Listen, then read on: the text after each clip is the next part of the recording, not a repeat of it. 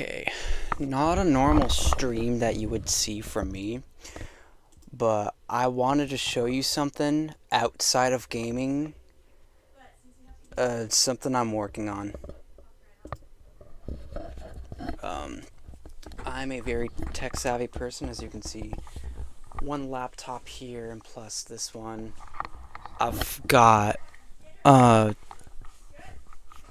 two Pi 5s, two Pi 0 models. They're the Z2W, I think. Yeah. And basically what you see on your screen is this laptop here running a new Linux system. If you don't know what that is, basically, in like the early days, the first portable operating system was introduced in 1970, I believe, sometime around there. It was called Unix. It was capable of running on different kind of machines and stuff. Commercialized. You've had a popular one, Unix System 5, which is like the basis of where pretty much everything started to branch off. Then we had the 80s with the GNU project, free software. If you've ever heard of open source, that's pretty much where it started. And then come 1991, Linux. Technically, Linux itself isn't an operating system, it's more of a kernel. But if you've ever heard of like Ubuntu, Debian, Kali Linux, what else? Linux Mint, Arch Linux, what you've seen on my previous video. I've also tried Alpine before. And now, Redclaw Linux, which is what you see in front of here. Now, pretty much, it's only a text interface. That's pretty much what it can do. Okay, I'm trying to think of a pro. But it can also do, like, text-based graphics. I think it's called a TUI. If you've ever heard of GUI, graphical user interface, a textual user interface, it's not completely graphics, but it's like a midline between command and graphics. Actually, a better one, I'm trying to think. Something like that. Like you got the box out here. You're able to like move around and stuff.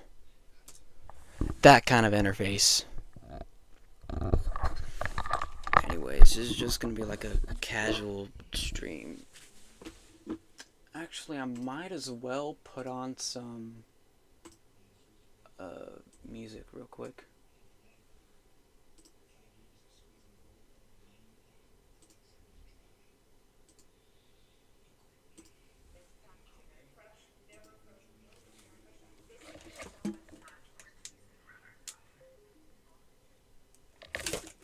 Oh my god, I still had that.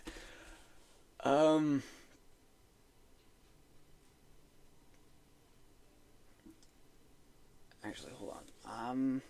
Let me set up something real quick. Audio output. Let's do. Let's just put it as that. Tech audio. And we'll put it through here. Because it's 100. Advertisement. Something I don't like.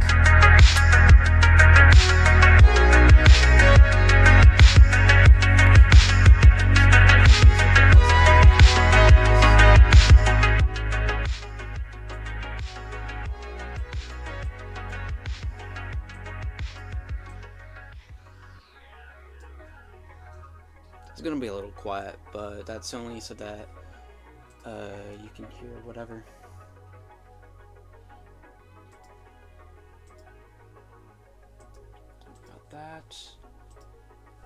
And I've got that.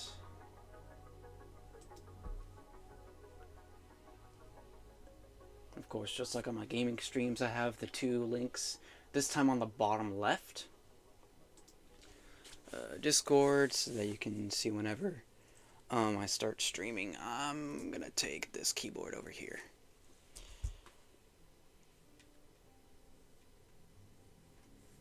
Come on, recognize my fingerprint.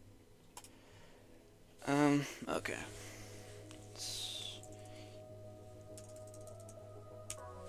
I mean, you can kind of see my reflection here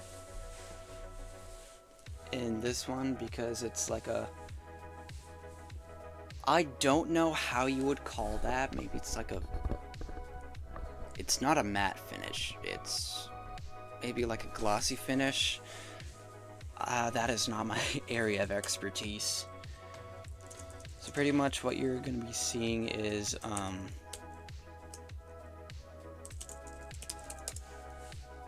Okay.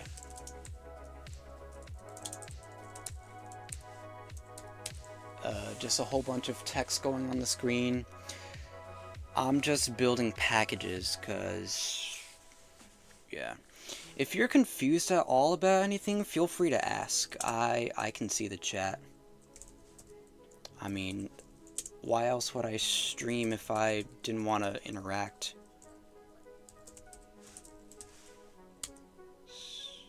Oh, I'm not in the right directory.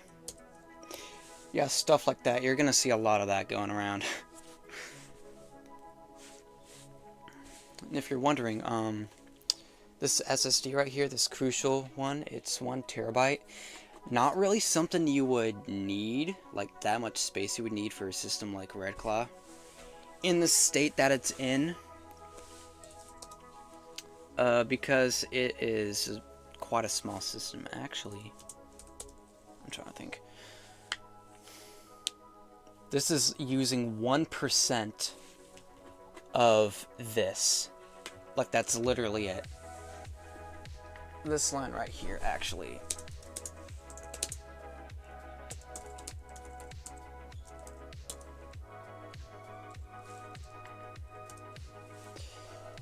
This right here.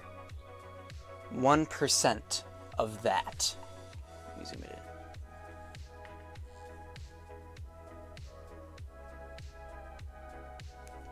Wait, hold up. Just realized I'm on the wrong one. Those big numbers there. Hold up. I'm pulling up something real quick. Is there a way to... Okay, human readable. That's better.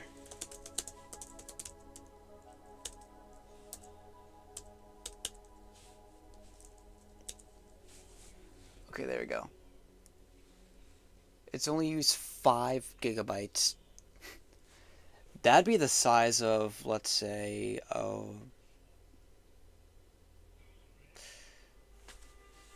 a little bit under what Windows XP would normally use as, like, freshly installed. We're talking. Maybe Windows 2000. It's been, some time before I did that. So, actually, I'm just gonna keep it up like that. Yes, I am using Droid Cam OBS for this, so yeah. Actually, I don't know if I wanna position this a better way so you can see all of the screen. Yeah, there we go. You can see me in the background. That was a weird thing. Anyways, if you would like to see if any of you were on last night's stream, I had this. If you don't know what this is,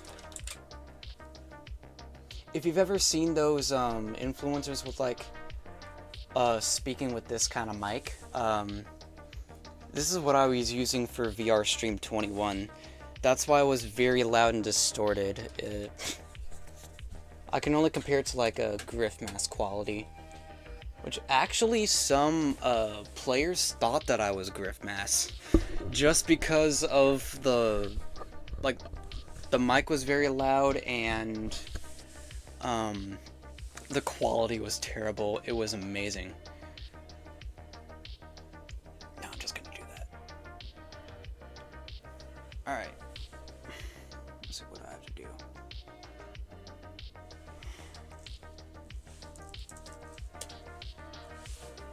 I did. Alright, okay, I already did with the make. So a little background about Redclaw Linux, if you want to know.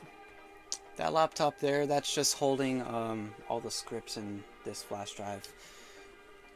Basically like files and automatic scripts and stuff.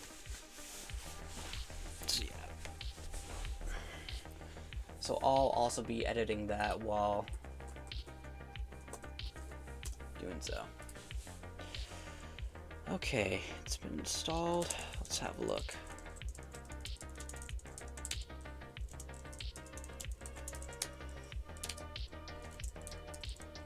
Was it bin?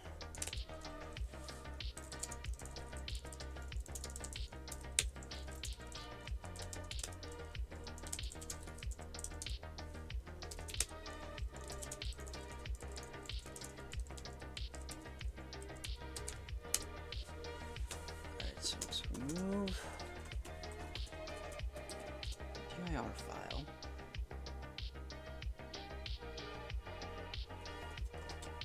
And this.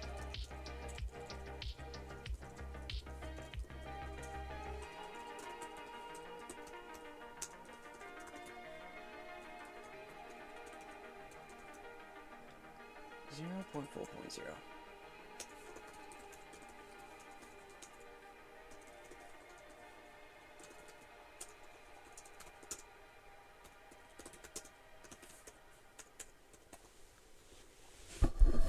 How about I do this? Microphone around here. Try that.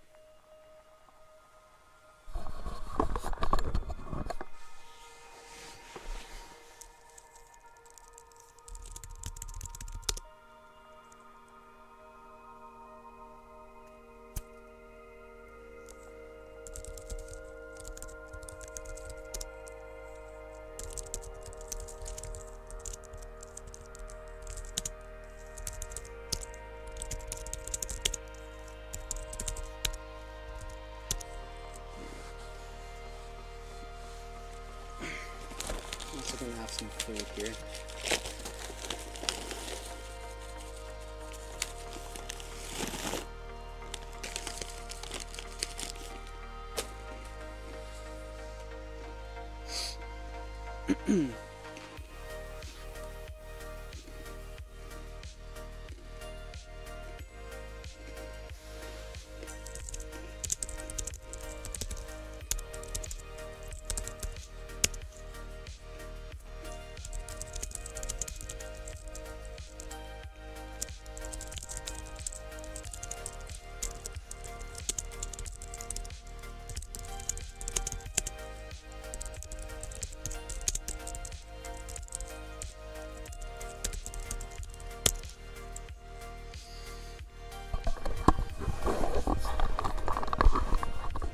If you'd like to know a little backstory about Redclaw Linux, it all started in 11th grade. I was taking a cybersecurity class and hold on. And we were working with Kali Linux, known for pen testing and a whole bunch of cybersecurity stuff. So if you're into cybersecurity, and you know a little bit about Linux, then it's good to try out Kali Linux. There's like hundreds of different tools, like there's a password cracker, you can scan a network for ports and well, if you know what SSH is, then there you go. Anyway, so I'm like, hey, I've got a Raspberry Pi. Yeah, this was, I think, sometime in March when I thought about this. Oh.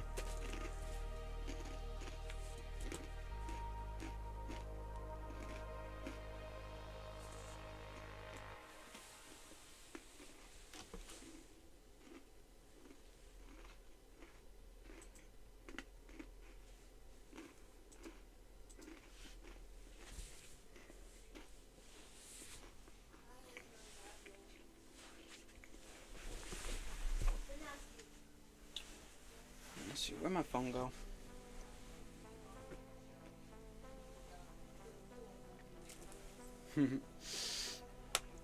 Where'd it go?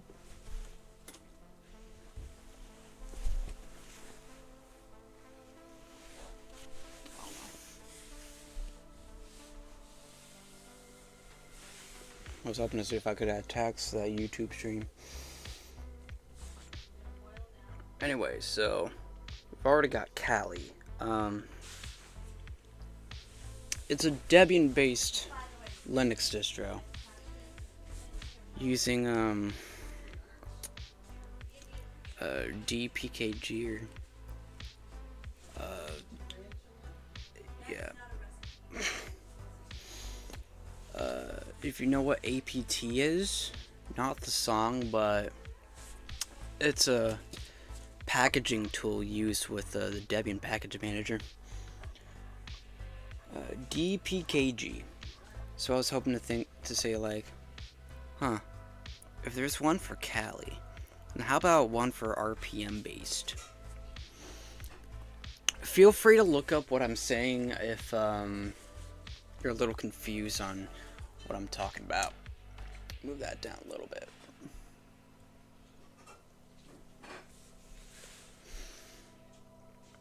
So there's that.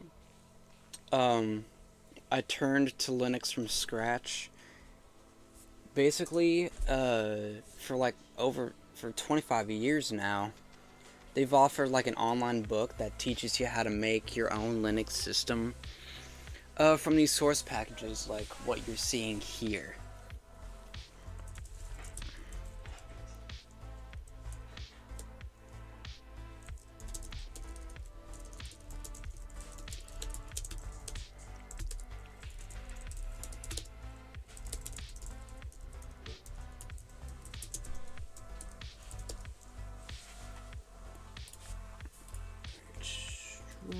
Strip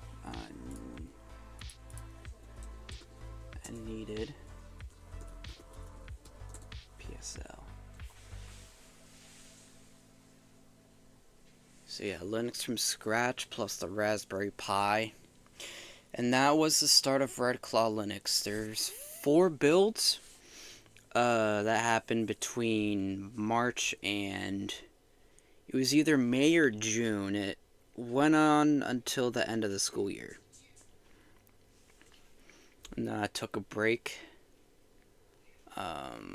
Enlisted in the National Guard.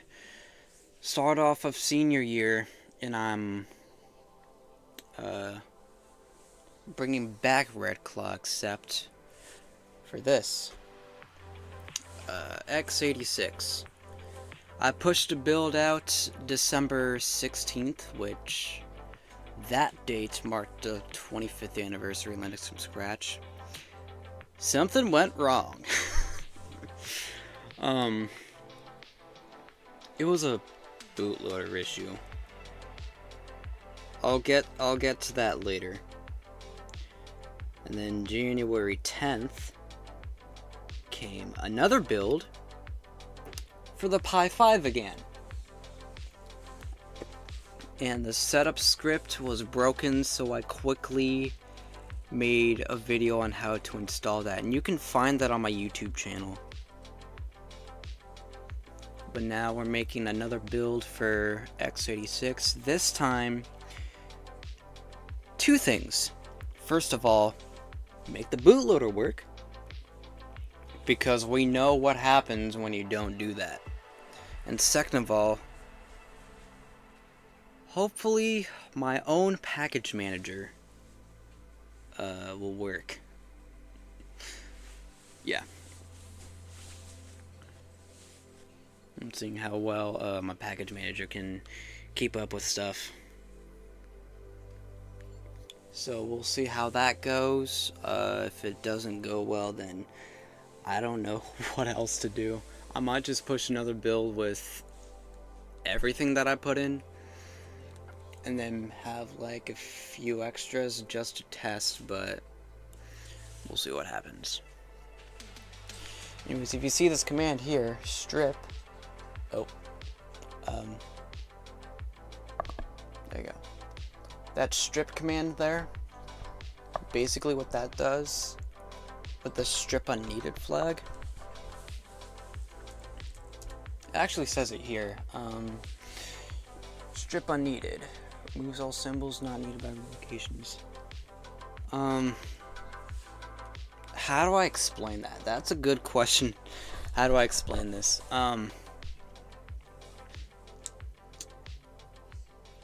If you think about like, oh, that's stripped already.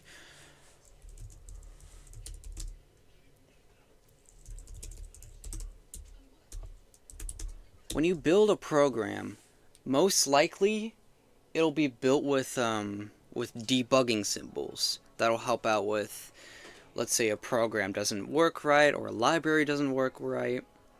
It has those debug symbols in there, so that when you run it through a debugger, it'll help iron out what you might need to change in your code. But because this is being released to the public, I want to keep the system as small as I can, and those debugging symbols can take up a lot of space. So that's why we're stripping the libraries, and technically they're called binaries, but I'm gonna say programs just to make things easier. So we strip them, so first to reduce the file size, and yeah. Plus, you don't really need debugging symbols when it comes to this,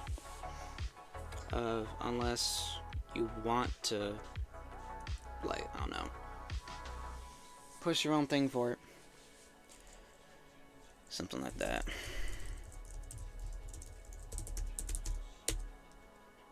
Let PSL.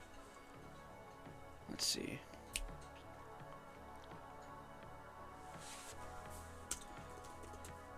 Normally this would be going by quick, but because I'm streaming and I want to at least talk, it's somewhat slowing it down.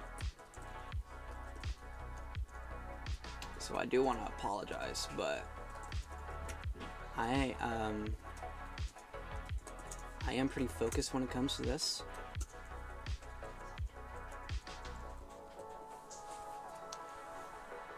So, yeah.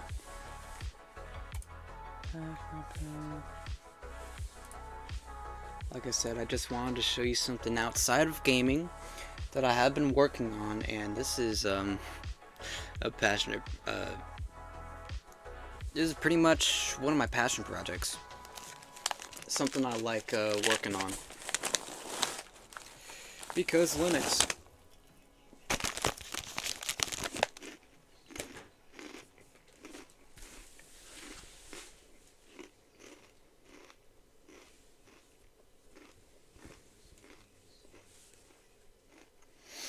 Okay.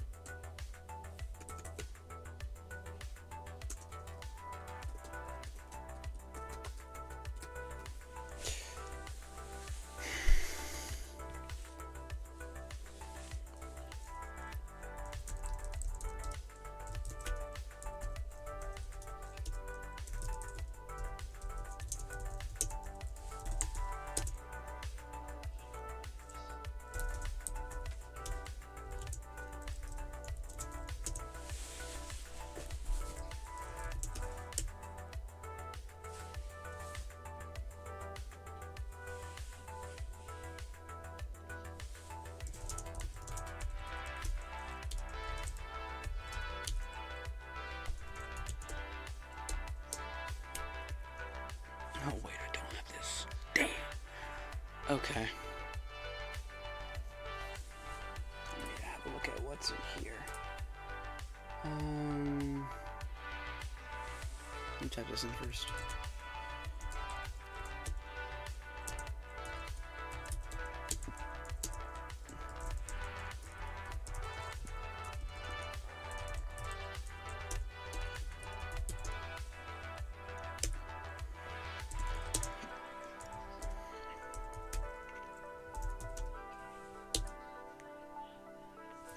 That's right, okay. There's some stuff I need to copy over.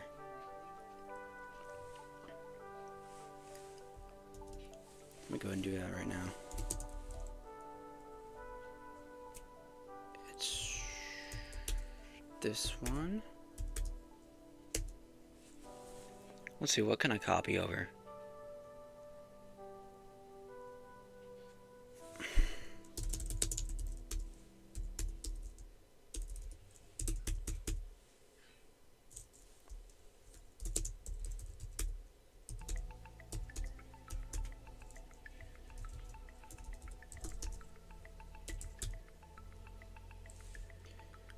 Not ls, that is the wrong command. There. Now we got some color. Kind of hard to see on this, but I'm gonna go ahead and turn off the lights.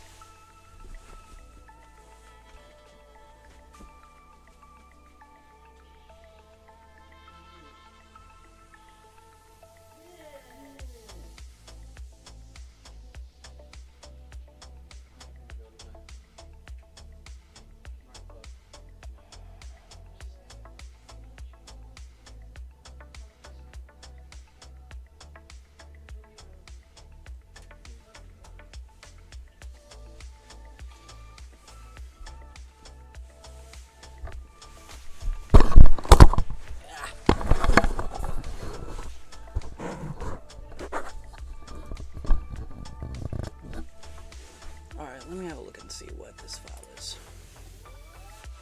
Oh, you can kind of see me in the back, but it's kind of taken away.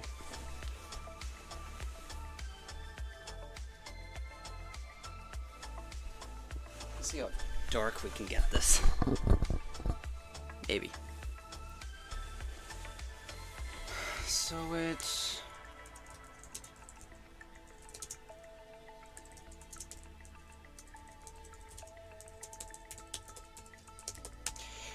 these instructions are on the Linux from Scratch website. This one's specifically on, the link is in the description for YouTube. Linux from Scratch. If you go to BLFS, which, Beyond Linux from Scratch, that's what it is for short. Oh, hold up. I'm checking my Discord. It's just a ping.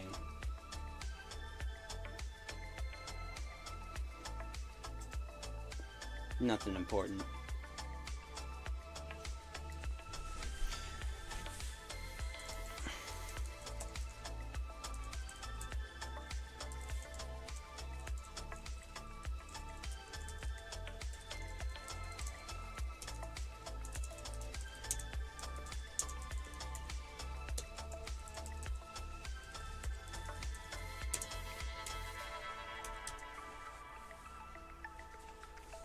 No, wait, hold up, hold on. No, never mind. I think that is right. Let me go to another one.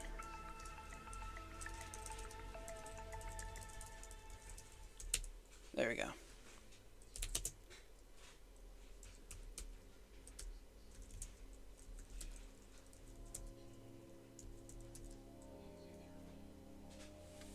Wait a minute, wait.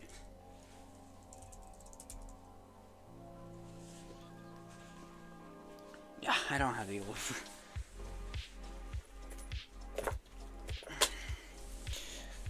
Alright, what do I do with that USB? Oh, it's right here. Okay. I swear I'm not going crazy.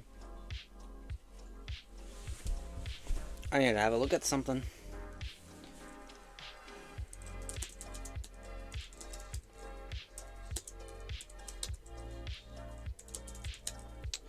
What is it?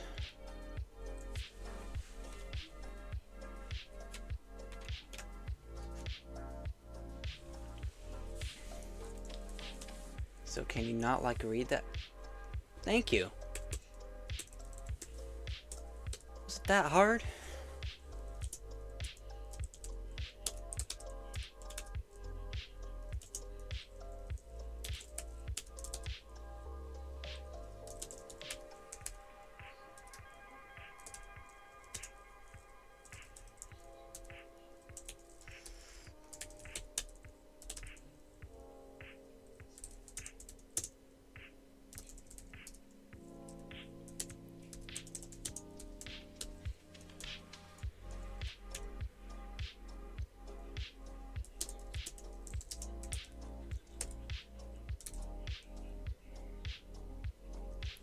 That's right.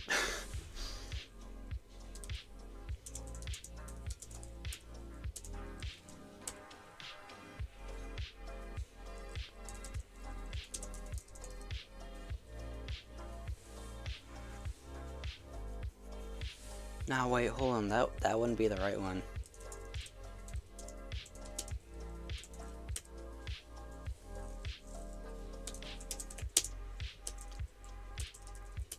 This one. Actually, before I do that,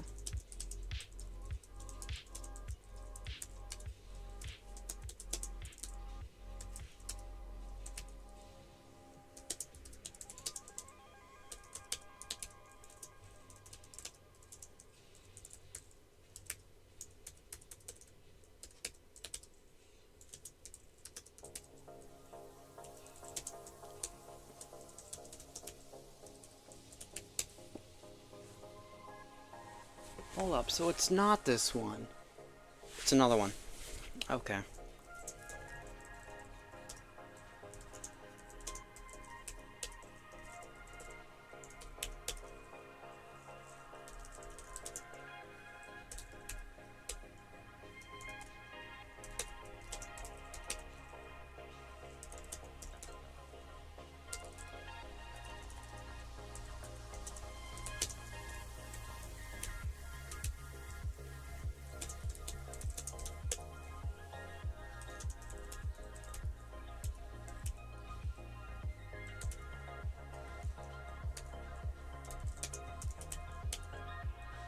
RN. So that is right.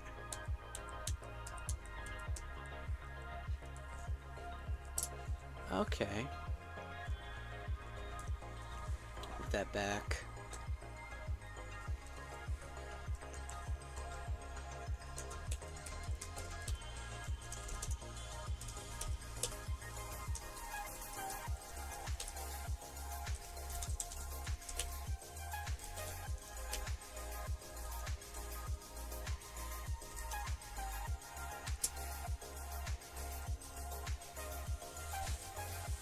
So what is this exactly?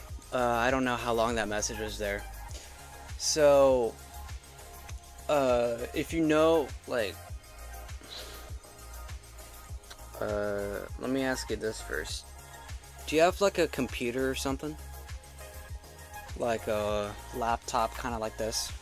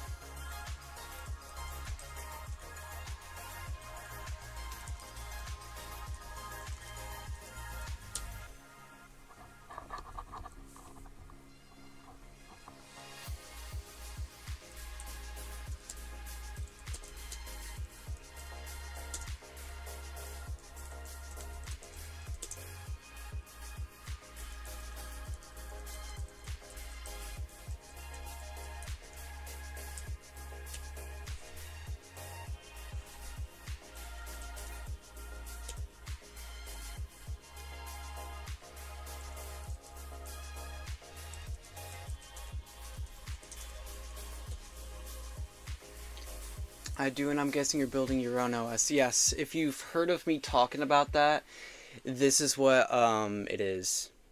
If you're familiar with Linux, which is of course in the name, yeah. If you actually want to have like a career in like software development, or like let's say you're like an IT technician, um, Linux is actually a good thing to know. Because let's say you're working on like a Windows computer and someone calls in like, hey, my computer isn't working right and it's running Linux. So knowing how to use Linux can be really helpful, but it is kind of difficult for beginners. That's why there's something called Linux from scratch. Not only does it, I'm familiar with Linux and you're modding it to make it your own. Yeah, something like that. Linux from scratch link is in the description.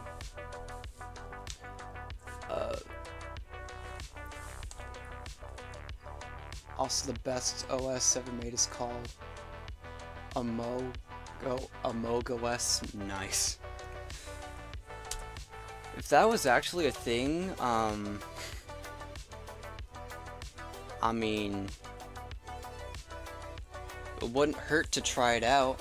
I could put that on the stream. Just like an operating system, only about Among Us.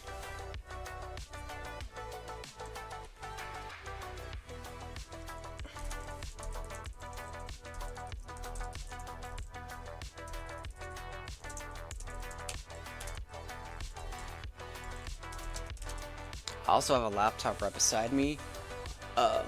This right here. I'm just editing the scripts, because that's what I wanted to do. And also because, if I ever want to just completely run this without having to interact for it, so let's say run it overnight while I'm sleeping, I could just have this all scripted and automated, and it would do exactly that.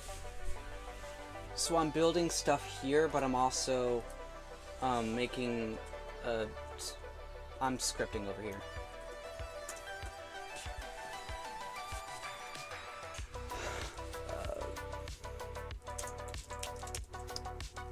I've been working on this since what, September? Yeah, I picked up on it.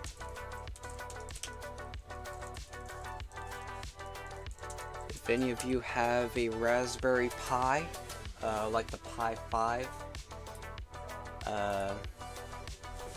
then Redclaw something. I'm excited to see the final result. Cool. Actually, how much is the Pi 5? I know it's somewhere around like 80 bucks. And it's actually decent for its price range. The 16 gig model is $120. I mean, I've got the 8 gig model. I've had that for over a year.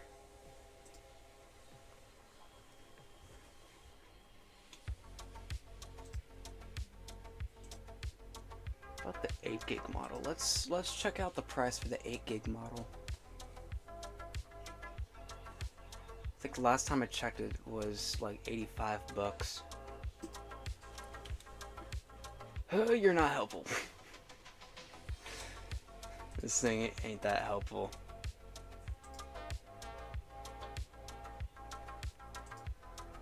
I just want the one for the... Okay. Adafruit, help me out. Unless it's my internet being slow.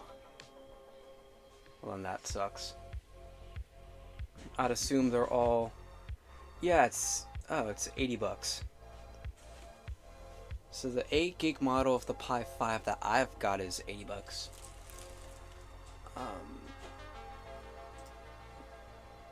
It's actually pretty cool.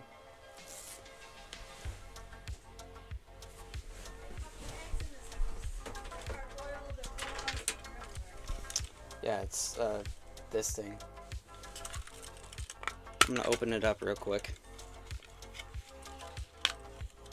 Untether that. I guess just yank that loose. This is the Pi 5 I've got. Let me turn on the light. It'd be way better if we could see. So yeah, this is mine. It's my Pi 5. Basically, it can fit in the palm of your hand. Voice crack. But yeah, 2 micro HDMI ports, USB-C power, just a simple micro SD card. That's it. Fits into the back here. Ethernet, USB 3, USB 2, and tiny power button.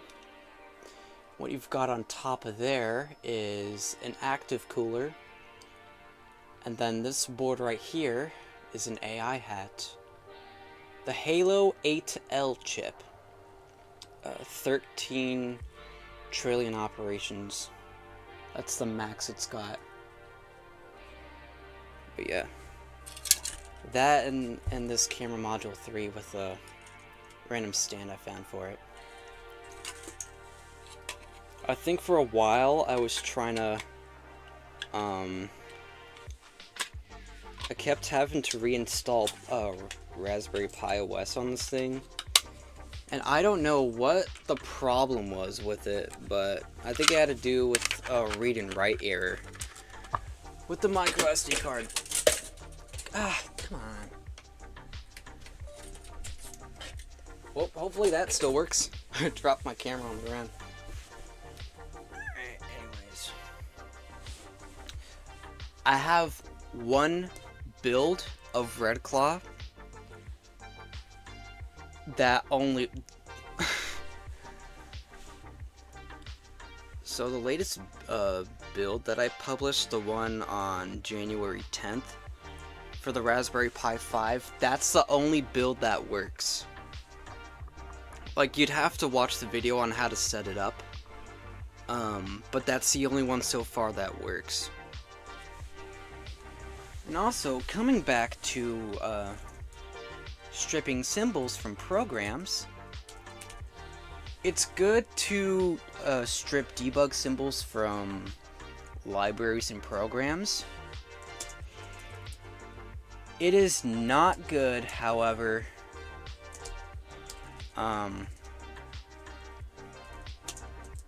to strip the bootloader modules. That is not a good thing. That's why the first build for x86, I'm just gonna call that PC. The first PC build for that did not work. It got stuck at the bootloader because I stripped the modules and now it didn't work. I mean, that's my suspicion.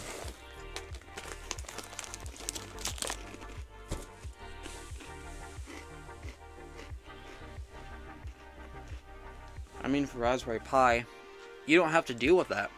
You just get rid of the bootloader program and just use the one that's built into the chip. You just go that way. Hello, Taryn.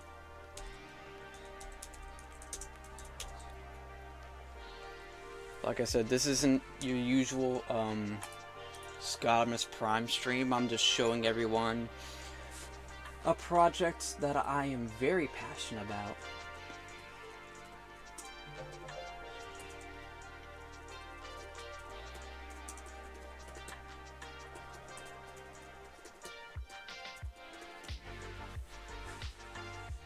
And I should also add that this is an independent project, so I'm the only one who's been working on this, so I've been putting in time and effort to try to get this thing at least running. Kind of like proof that it works. In this case, for the Raspberry Pi, it does.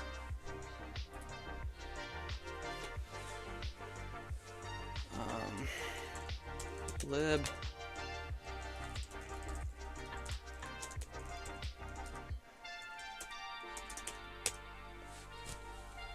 I'd rather call the strip thing on files and not symbolic links.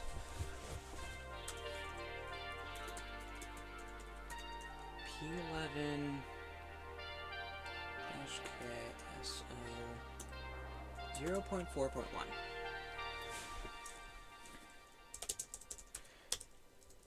It's not gonna be in systemd, but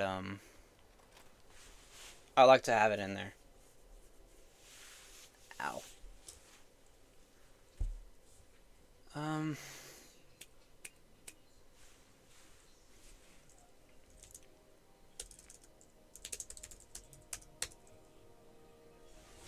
Those things. No, I'm gonna go ahead and combine all these. Bin,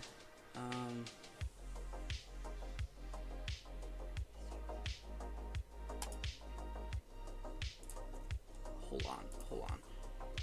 S user lib pkcs11 star that.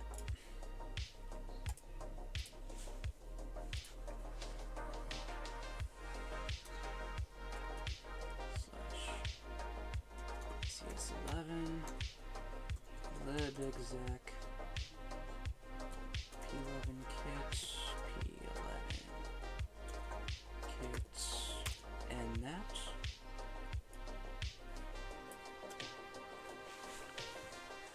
There's also one good thing I know about scripting is how to condense stuff.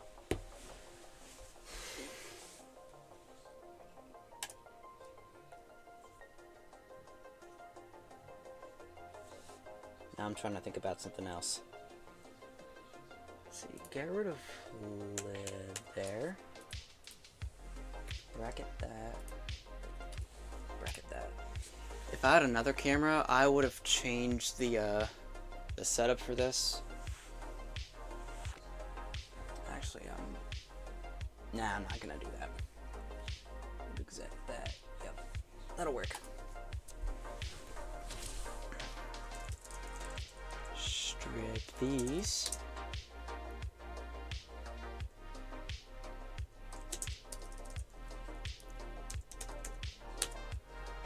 Strip those instead.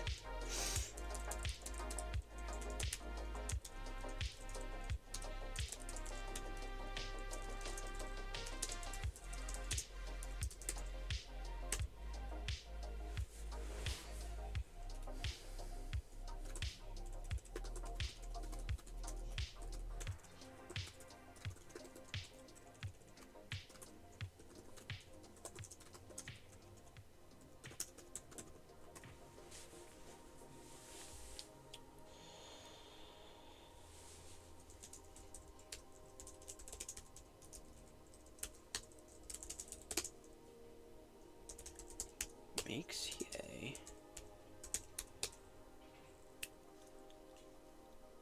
This thing needs to be connected to a network connection. Because if I'm gonna bundle certificates in here, I need to download them first. Yeah.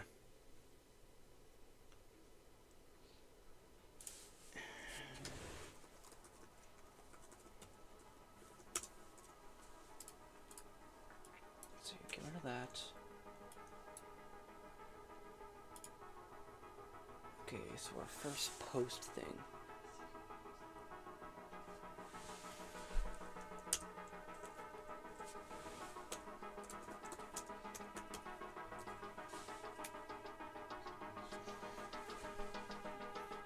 Yeah, that'll work.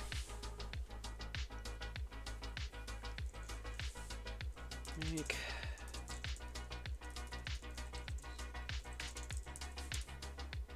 So pretty much my process for packaging software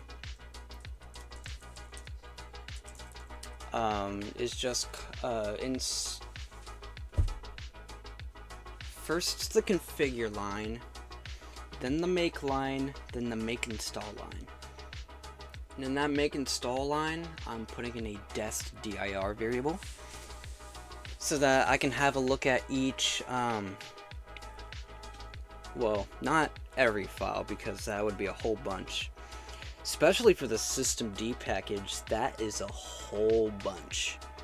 And that's normally expected because for this build, it is systemd based. I mean, you gotta have a way to manage all the processes and stuff. And the famous init program.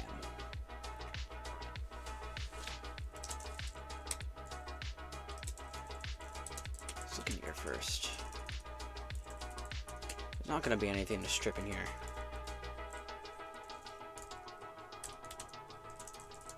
Let's share. Spin. I've had a look at that make ca file. That is a script.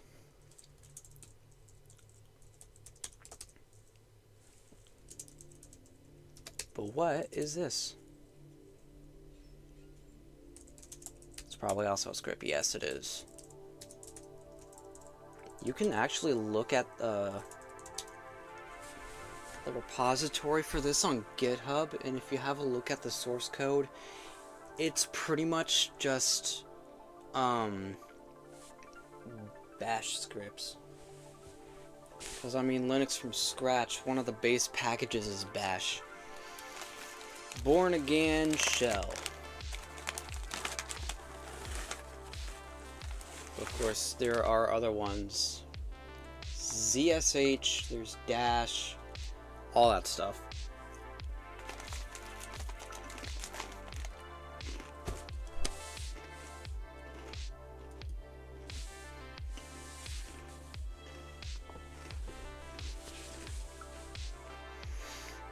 And there will be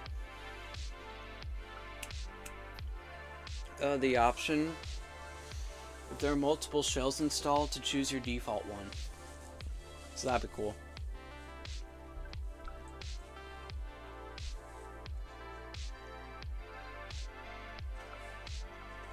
Wait, hold on.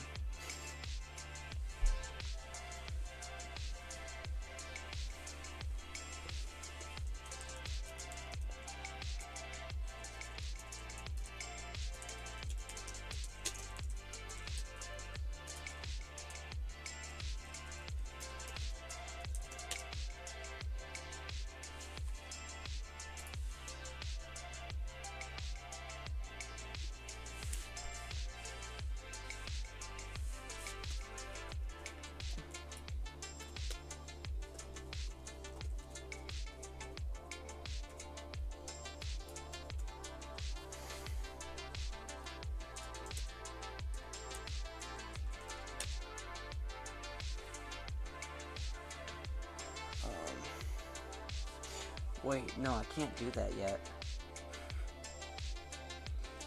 Not yet. So I'm just gonna wait for that.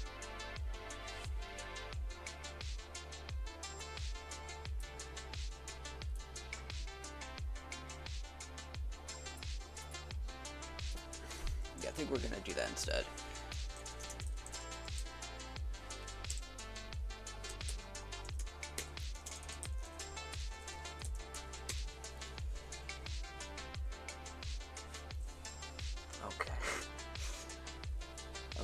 This is a very long file I'm gonna have to type out.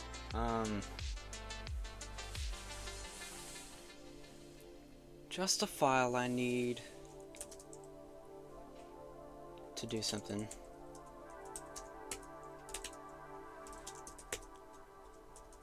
I'll just do A for that one.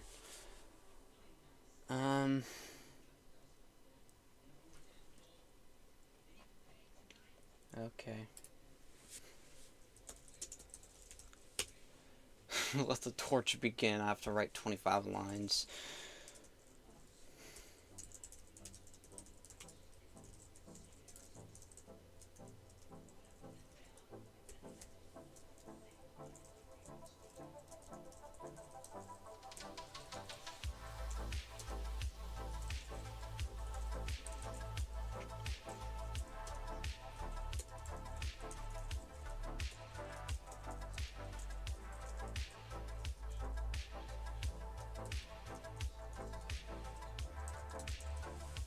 that way. I'm gonna turn on caps lock for that.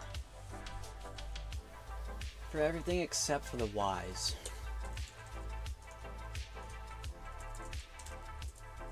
Driver.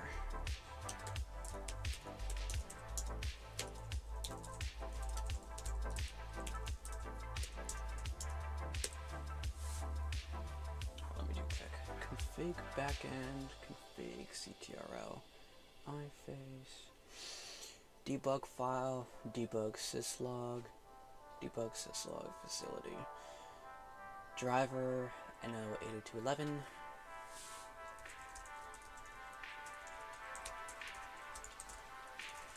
driver wired. I don't know why this program is for wireless. At least that's, in my opinion, what it's used for. For Wi-Fi protected. Okay. Sometimes I don't even know what I'm saying. Wi-Fi network secured with a password.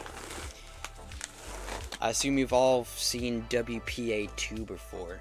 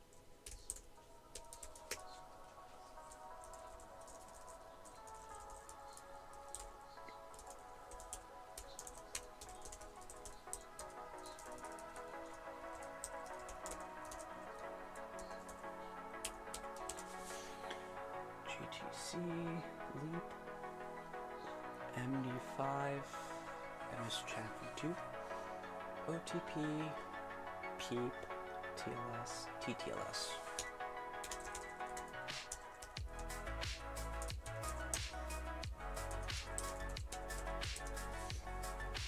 IEEE 802.1x, ePOL.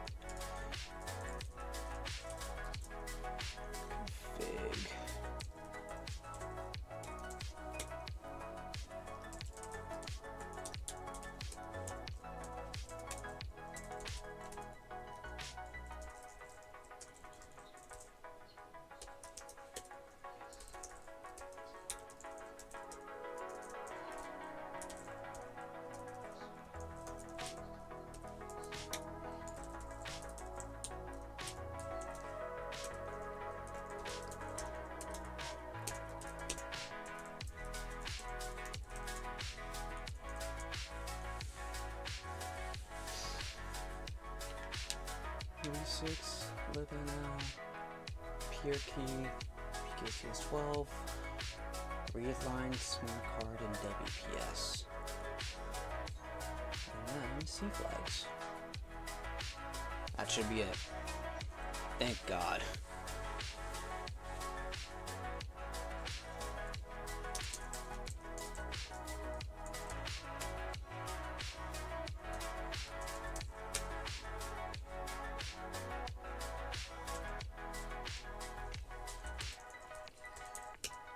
There, I'll just do that.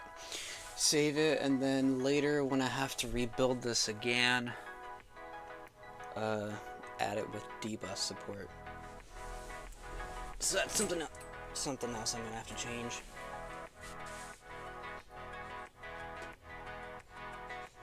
Wait, hold on. Why do I not have that in this file?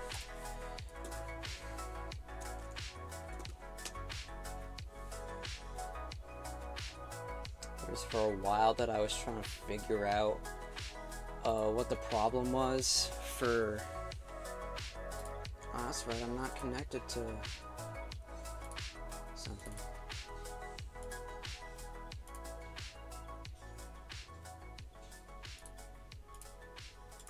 Don't tell me I'm gonna have to... I'm probably gonna have to restart Nord.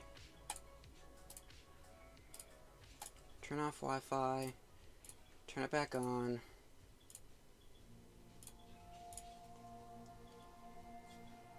This one. And lucky you don't see it. Sensitive information. I don't want to leak that out. You do not need to know what my network name is. Nuh-uh.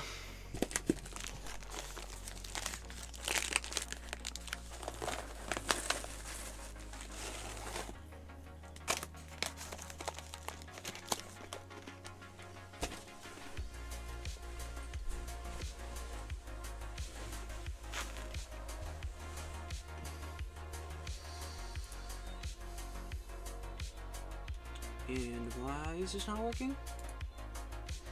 I don't know.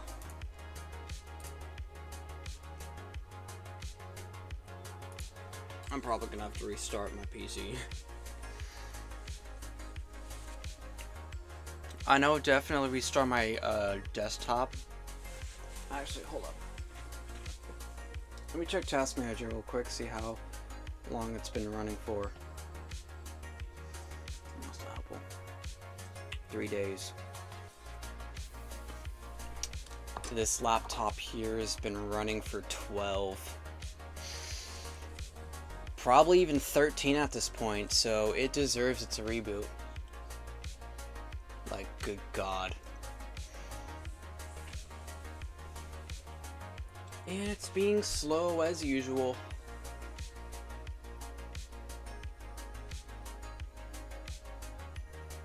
So I might have to resort to my desktop for help. It should not take this long to restart.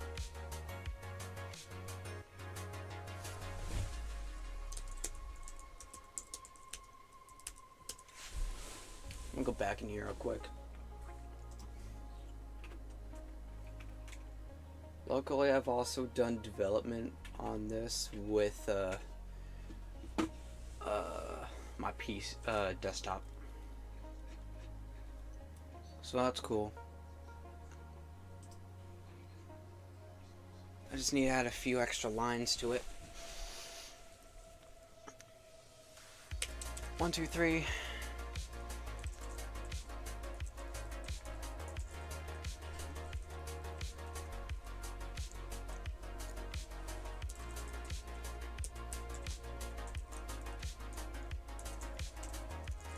Not F bus, it's D bus.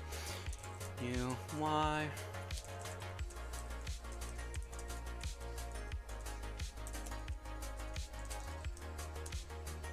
Save that, okay. And I've also got the instructions on here, so I can just do this without having to wait for that to continue to restart. I'd rather not have to hold the power button down and force it to restart.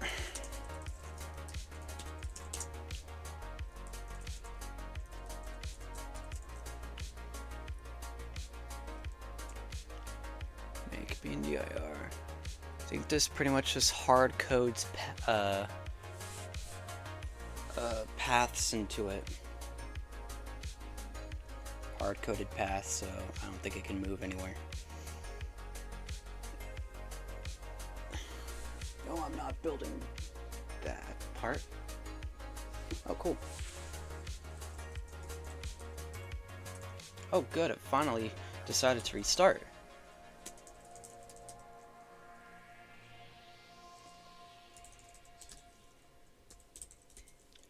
Five and 8.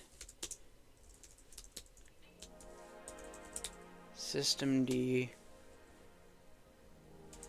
System. Let's see, it's Aspen, and then Manual files and then systemd something.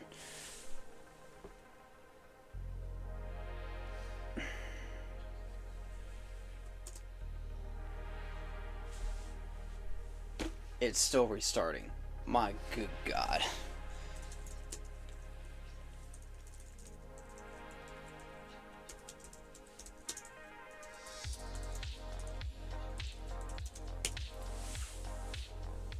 So there's that.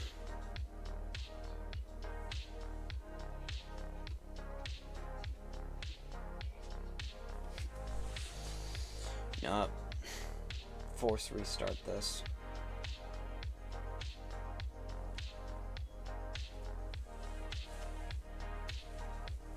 My laptop was not acting this bad earlier.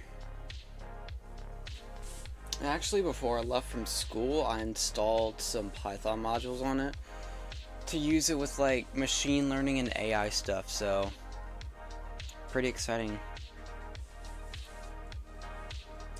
Install.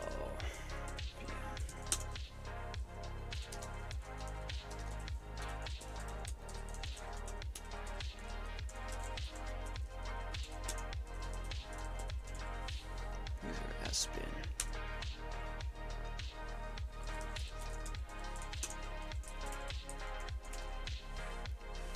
If you have any questions about stuff that I might be able to answer, go ahead and ask. I didn't start this kind of stream for nothing. And show you the technical side of me. Something I like doing in my off time when I'm not gaming.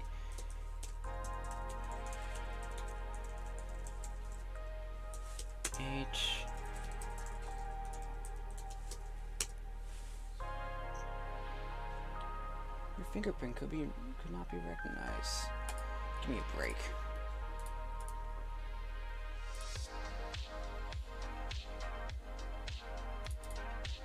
Oh, I don't have a pin, that's why.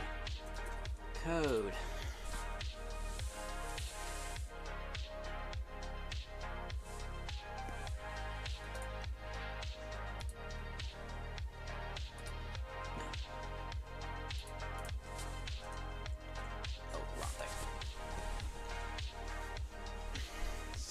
So if you have like any kind of technical questions that you want to ask, feel free to do it now.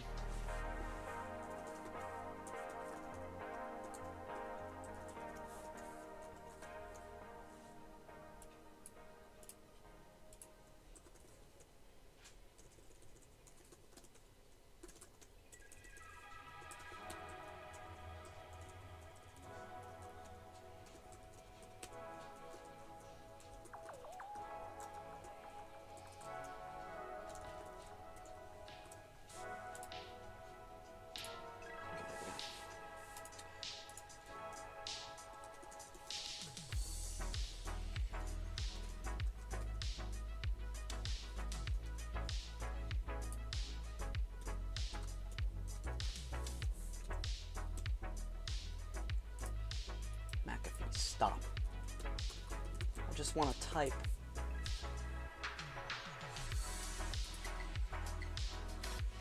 S bin and then share and 508 systemd.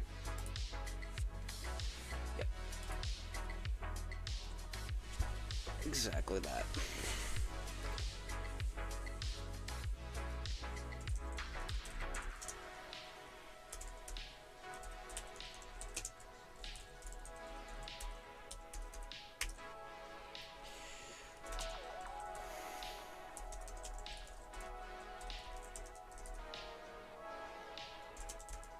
That's empty.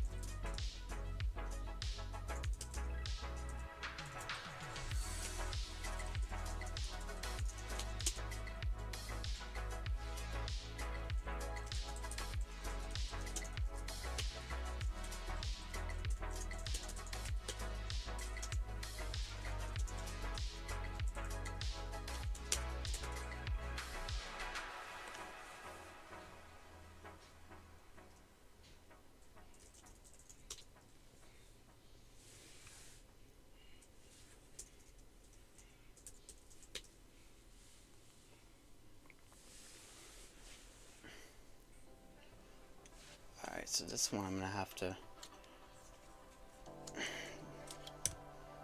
turn down.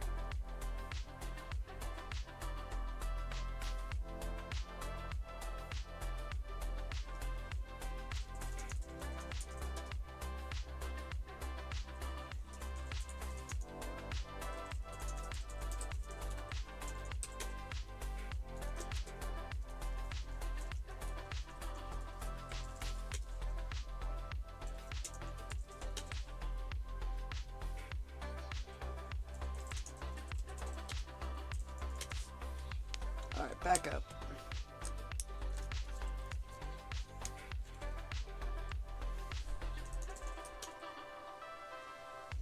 Ah, that's why.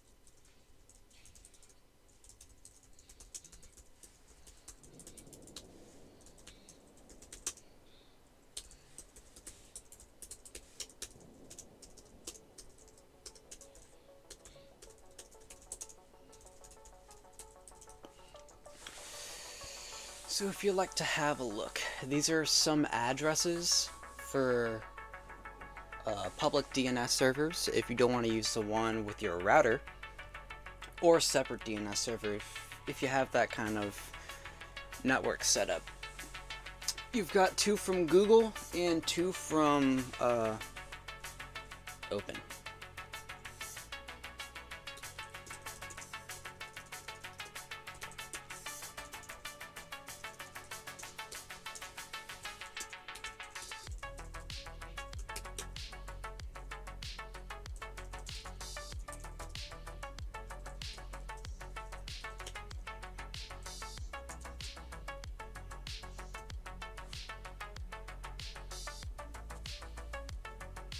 That's nothing.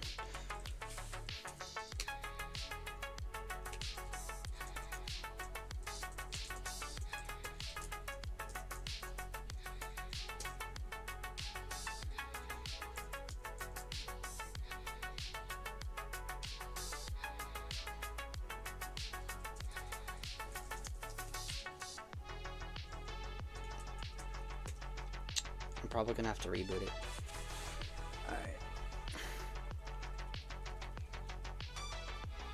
Reboot order, and then this one. I'm gonna have to get rid of that. Hold on. Got a firmware setup.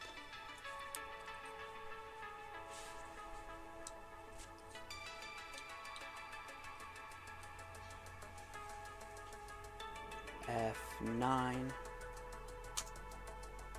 There we go.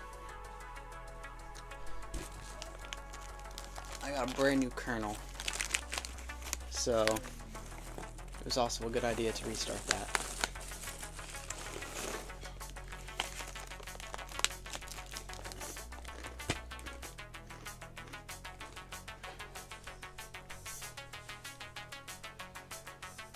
All those messages were just ACPI, their power things.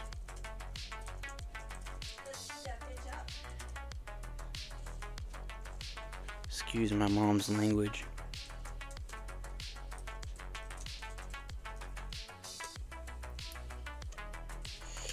Yada yada.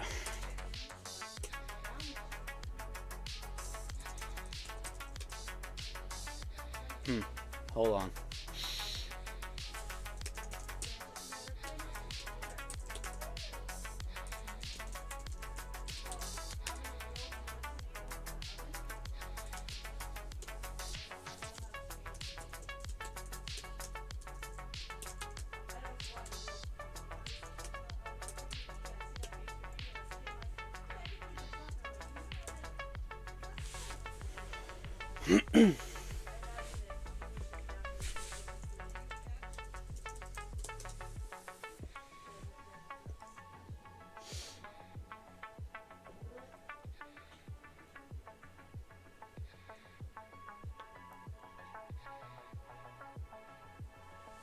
I might need to have a look at something. Hold on.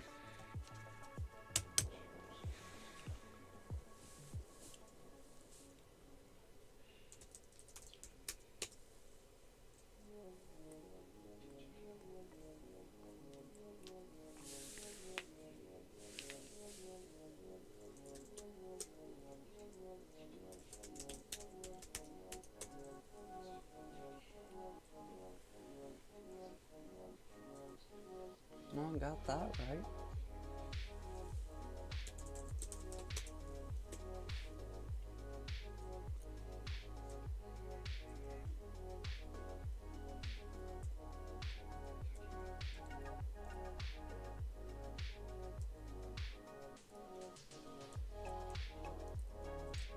I don't think it's... oh, wait, no, it is running.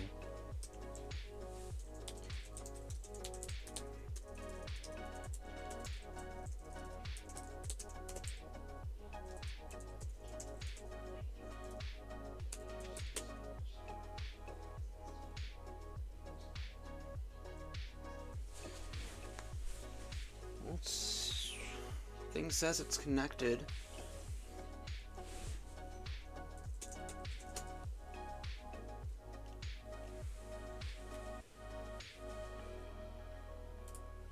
Let me try a hotspot with my laptop. Let me try that. That might work.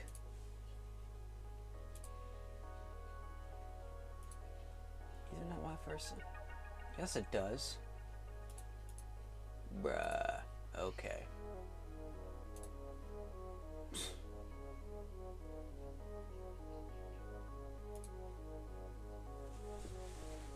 No, it's because I'm running a VPN and Nord is a bit picky, like, oh, something about how do you make your device discoverable? Like, bro, I can easily set that setting up on my Raspberry on Linux. The like NordVPN, but in the terminal. Like, there's an option for that. I don't see an option for this on Nord, or it's just acting a little bit different because it's Windows. I don't know.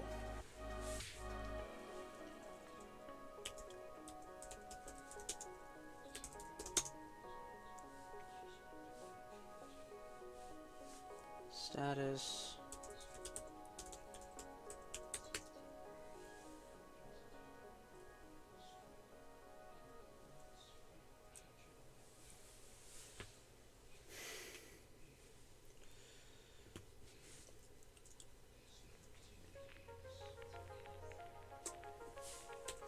Or maybe it's something else I'm missing.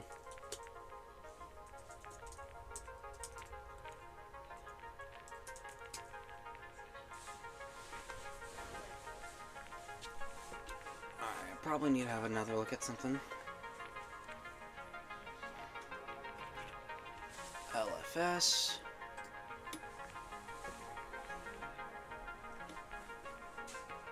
We'll go down to...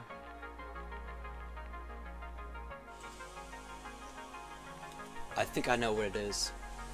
I think I know what it is.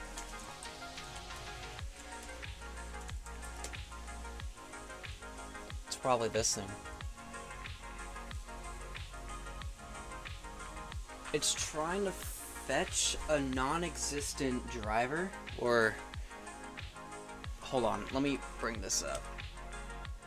Okay, I'm not showing anything sensitive. So I think the reason why this isn't working is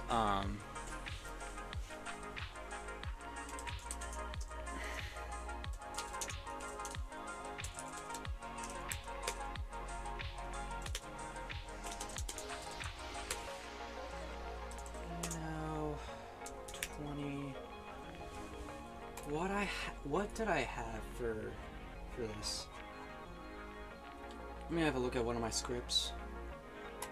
13 continue.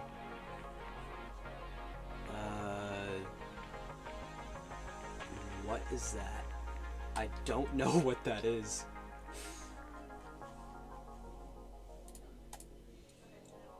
Alright, let me do 0, 0 interface.network. We'll just go ahead and get there. I don't know how to set to 10 Ethernet. No. Alright, let me look at another script real quick. I'm trying to see how it's going to be set up. Oh wait, it's not in this one. That's offline.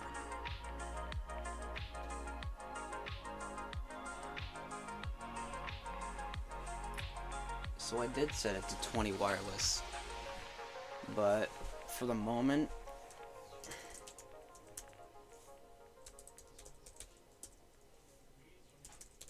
I'm gonna name it after the interface. Haha. Just trying to reference a driver that, why do I say driver? Interface that I can't find.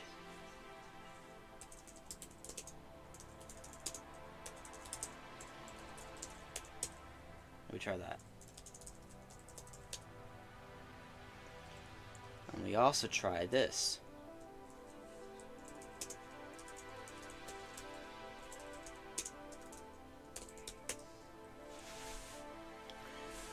Restart the DNS resolver and WPA supplicant. If this doesn't work, I'm gonna reboot again. And then F9 for this laptop at least.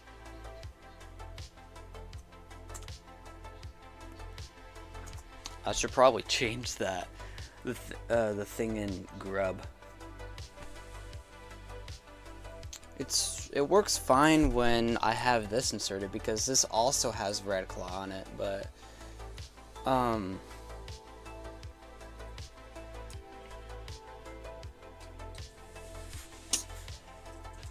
exit because it's there.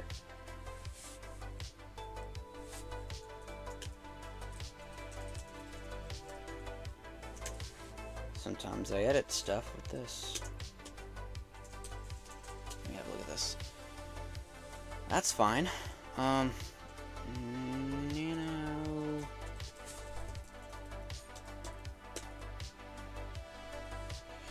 think it's instead of those.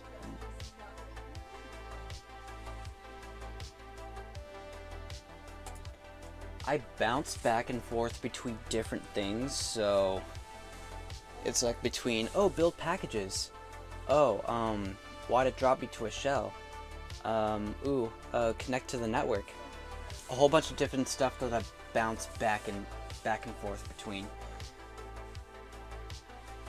So I'm gonna do this. Edit this file.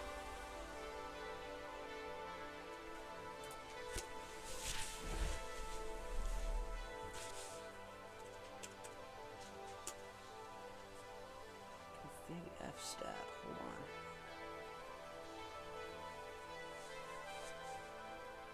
on.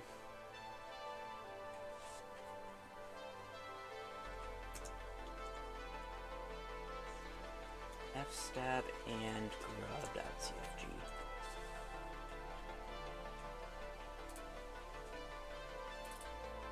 Redclaw Linux.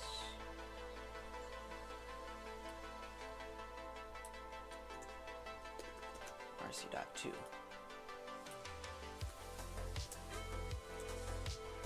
So yeah, I'm gonna do something different with this one. That. Why was this not edited though? Root delay. First, quiet. Root delay equals 1. This slash with root wait. So that means I'm gonna have to change everything here. What's good, Alex? Sorry I didn't see your messages.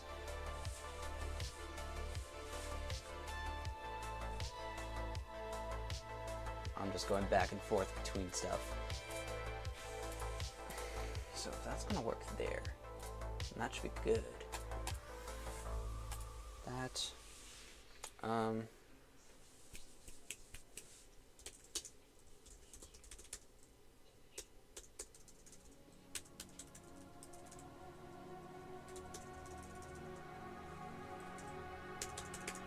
that's why okay. Hold on.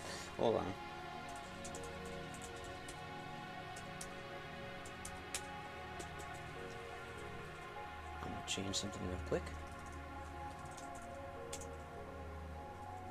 Change that to the next version, which you are seeing right here. Wait, hold up. Root delayed, root wait are there? That's weird. I'm gonna save that. Actually, hold on.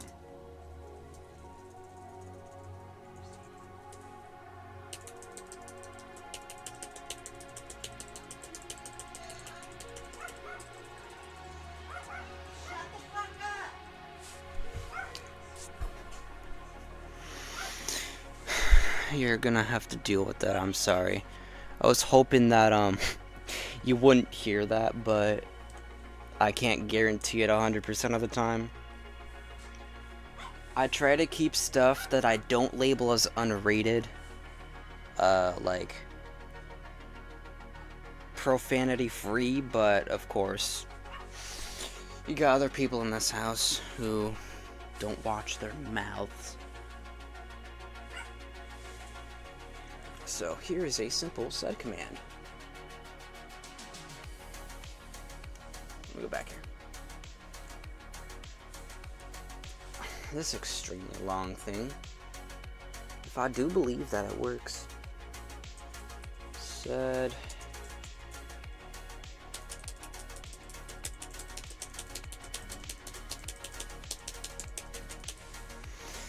Now that long string of X's is the format for a unique identifier. And I do believe that there is a program to generate strings like that.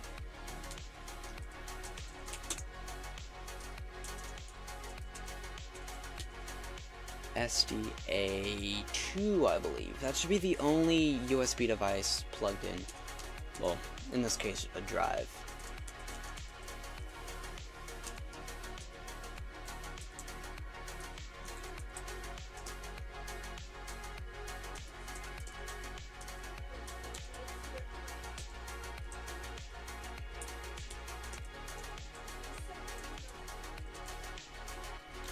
I guess you could also call it a hash, even though it's technically not a hash.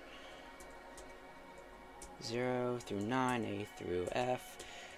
These are just matching characters. Alright, 0 through 9, A through F. Okay, every instance.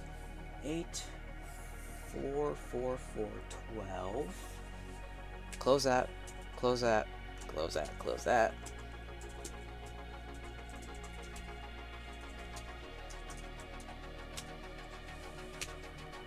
And we can see it changed. You a coder? Yes, I am. This is a this is something I wanted to show you outside of what I do for gaming. This is Redclaw Linux, my own Linux system based on the Linux from Scratch project, which the link for that is in the description below. Anyways, yeah, I've been working on this for months. I'm the only one working on this, so this is an independent project. I've got one build published on my website. And it's the only... Okay, hold on. So in total, what I've got on my website are 6 builds of Redclaw Linux. Only one of them works. And that's the latest version for the Raspberry Pi 5.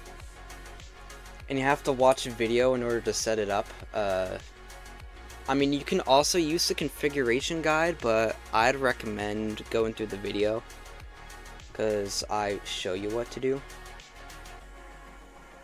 And also, if you say, instead of like a micro SD card, then like a USB drive.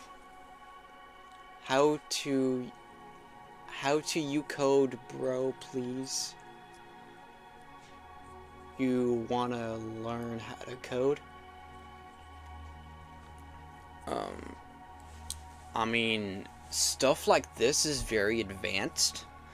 I mean, if you're experienced with like Linux and how to script and stuff, it's decently easy. But for a first timer, it's gonna be kind of difficult. One website I do recommend is w3schools.com. That actually got me into programming. Actually, hold on. 6th grade was like a keyboarding class. And if you know what code.org is, I remember that.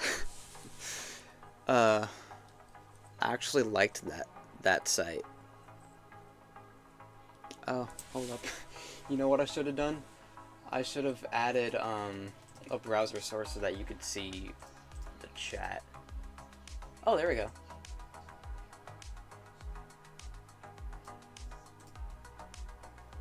So you can kind of see it.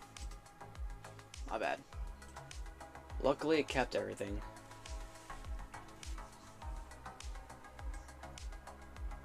No, I'm gonna put it on the side.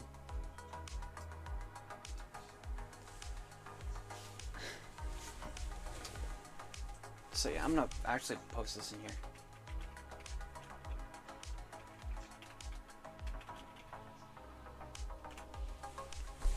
There you go, posted. w3schools.com. Basically, that site, I use that site to teach myself how to program.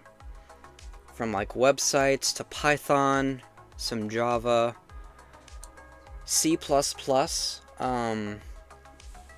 and other useful stuff. I have some experience. Cool, man. What stuff have you made?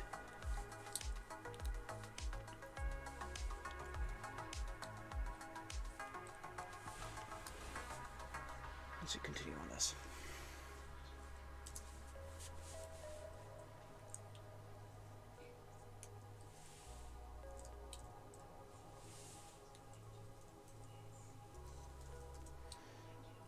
Alright, so that should work. And this should also work. There we go. We got networking. Amazing. We can ping Google. So in total, it took 3 things to edit. First is a file with like the network name and the password to use with WPA supplicant. The resolve.conf file for your DNS servers. And hold on, what do they put for this? Network configuration. DHCP configuration. So we got it on the network. It just couldn't find an IP address. That was it. Yeah. So first it's like, okay, I want to connect to this network. Here's the name of it. Okay, you're associated. Here's the password. You're authenticated. I have been in my computer terminal. Is this for like Windows or Linux? I mean, I would assume Windows. Hold on, I'm gonna move this laptop out of the way so that I can bring this forward. So I assume something like this, right?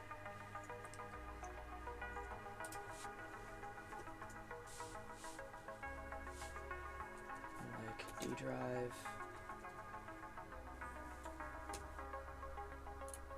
Why'd I do that?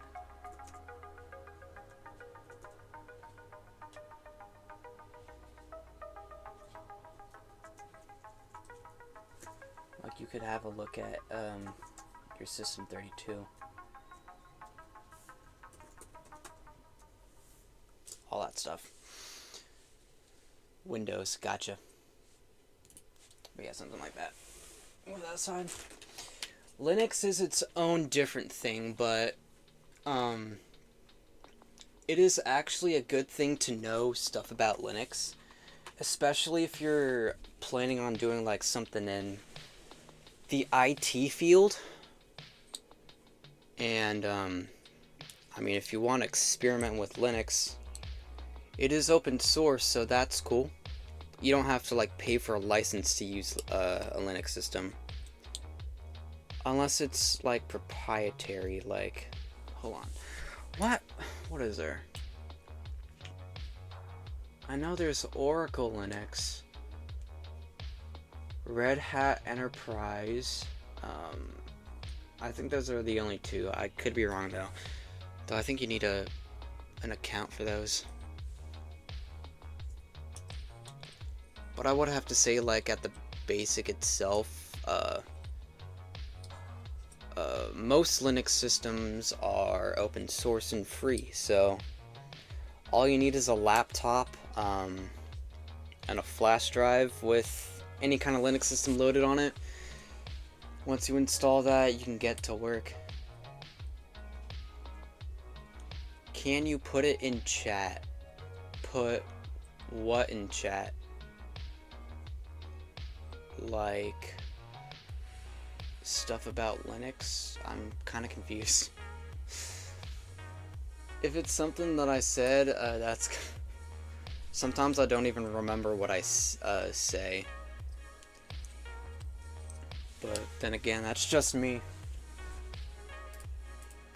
What is that? Also, this thing bugs out when I put my thumb over the camera. It's because there isn't anything that can read the data from the camera. Anyways, I need to establish a network connection in order to do this.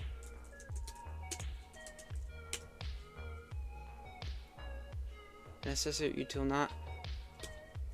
Right. Gotcha.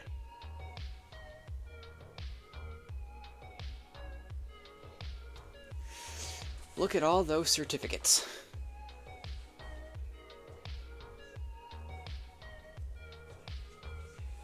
So anything about Linux, I mean, you could look that up on like Google or something. And there's gonna be a lot of stuff about Linux. It's not widely used as Windows is, but think about like, I don't know, maybe like Google or Amazon Web Services. Many of your, like say you have like a smart fridge or you have a smart car that you could, something like that. Those embedded devices, like a Roku or something, most likely run Linux because it's built so that you can embed stuff. What about Java? I mean, talking about Redclaw Linux, it doesn't have any part of Java in it. It's just basic stuff. But yeah. But yeah, this link up here, W3 Schools, you can learn pretty much any kind of language there is. I mean, not everything, but they're slowly growing. Like websites, Java, for example. If you go up, if you look at the past chat history, it's also on the stream itself. If you look on the top right, that one restream thing, w3schools.com, that link up there, if you want to go ahead and click that, it'll take you to a site. Like I said, I used that to teach myself how to code. I mean, I did take a AP Computer Science class in high school, and that was pure, like, Java. Kind of like all the typing stuff I'm doing here. But, yeah. Plus, I had the website before I had been taught Java. I mean, like I said, I knew some Java before that class, but yeah. I also did a lot of math in that class. I mean, that's kind of expected. Alright, so that means I'm gonna have to remake P11 Kit. I always find myself remaking some programs and stuff. Just because I forget one single thing means I have to rebuild the entire thing again.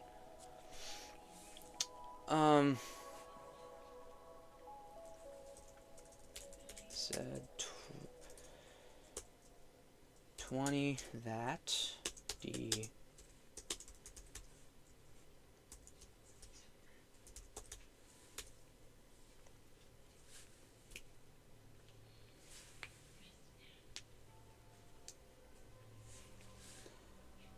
That, you know, trust.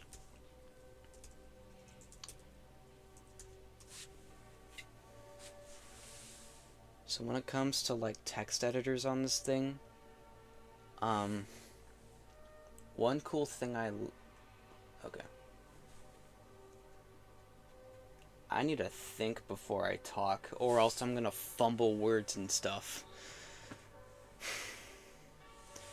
That's just me. I grew up with a speech delay when I was young. That's why I'm introverted, and that's why I don't talk a lot. For Redclaw, you're provided with 2 text editors. There's this one called Nano, and the other one is called Vim. Vim is actually a pretty old one. If you've ever heard about the Vim versus Emacs flame war, I mean, feel free to Google that, but it's like, ooh, which text editor is better, Emacs or Vim?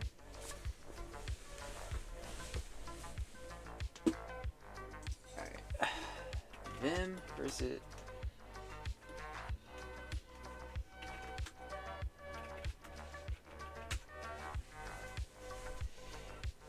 If you want to search that up, feel free. But I don't really see the point. A text editor is a text editor. Doesn't matter what kind of features it has. It's just gotta edit files. Like, why else would it be a text editor if it couldn't edit text in the first place? Alright, so I need to have a look at something else. It was this thing. Hold on, I don't need to edit anything. P11 kits, trust.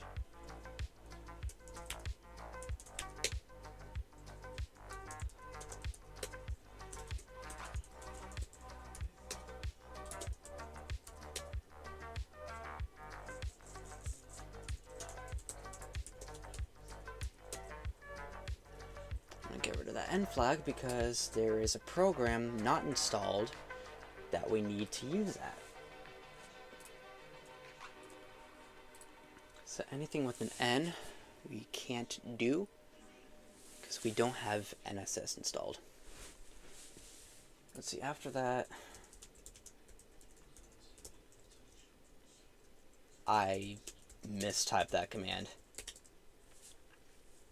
So think of what you see here as that Windows command prompt. This is actually how, back in the 80s, people would, like, this is the only thing. This itself was the operating system. Like, you only had a text prompt and that was it. Before, like graphical operating systems, like what Windows is today. If you want to take it back to 1985 when the first version of Windows came out. Oh my god. I mean, that was cool, but I don't know. I don't know at this point. Release.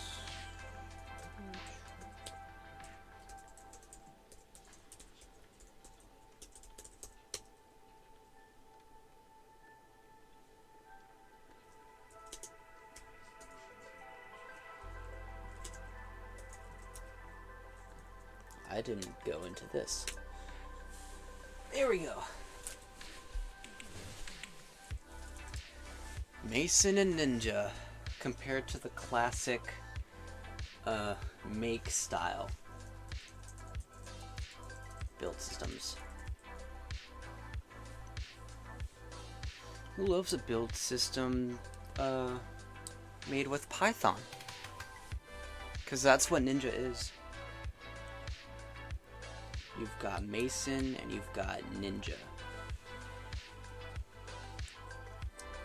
Versus the classic configure and make.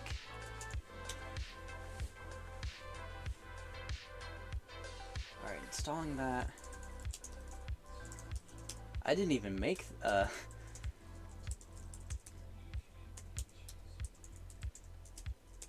symlink.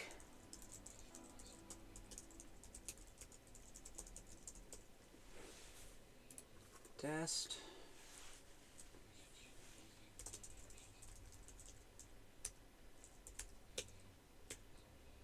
Okay. Oh, hold up. I'm gonna go ahead and move these things up here.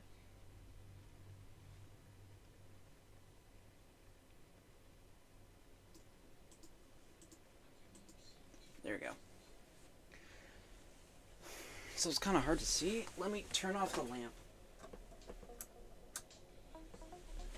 That doesn't really help.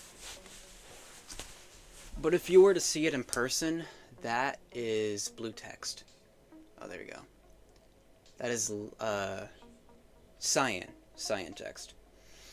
That indicates that it is a symbolic link going somewhere.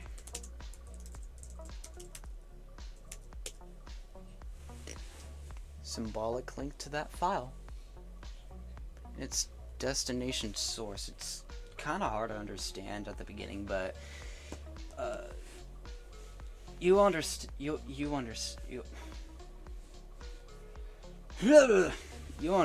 what how to type it in.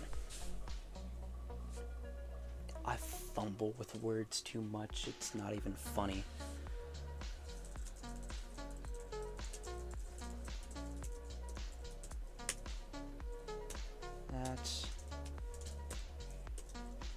Is there an S Pen? No, there's not.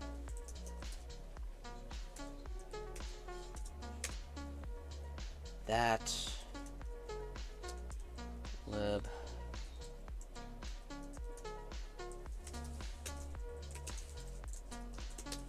Let me have a look at that. Wait, hold up. PKCS 11. Strip that.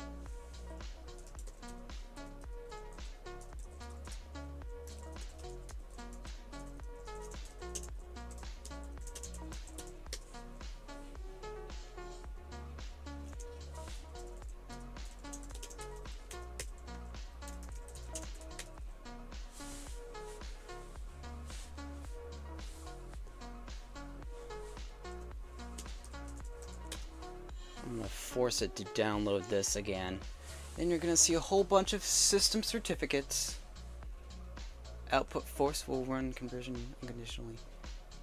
See? Look at that.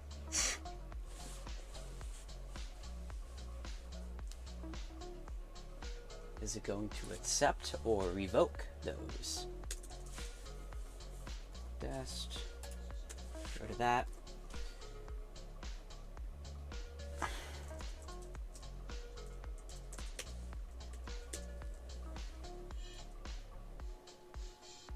Specified with a C switch. Okay. C.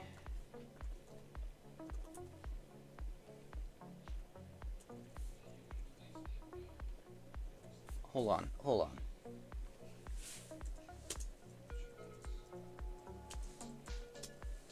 Let's run the help flag. Location of the certificate source. D.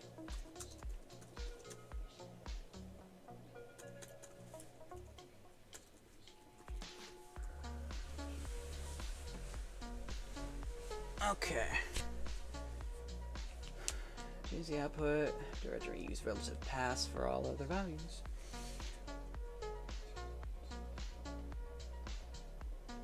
Alright, quit. Because it'd be cool to have everyone have those. Checking for a new version. Downloading. Cool. I want to see this a third time. More certificates. And these are what help you browse websites securely. The HTTPS, that green lock icon on your web browser. It's all of these here. These help with that. They're like, hey, is this certificate authentic? Yeah, it's been provided to us by a CA. Cool. We'll let you browse. It's literally as simple as that. Public key infrastructure. Amazing stuff.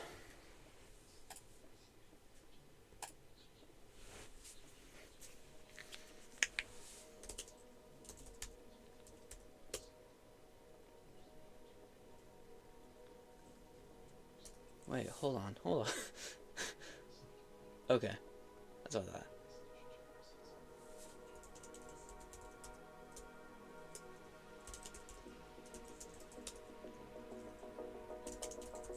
I wasn't even in the right directory. Okay, we'll see it for a fourth time, I guess. Whatever.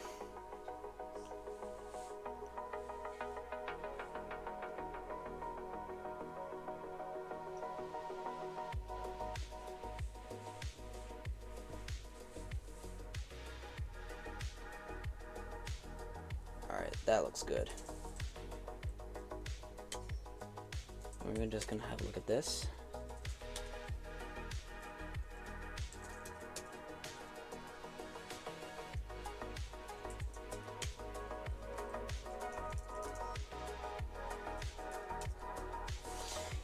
And there was that text file. That's what it downloaded. Amazing stuff. I do believe that's it, except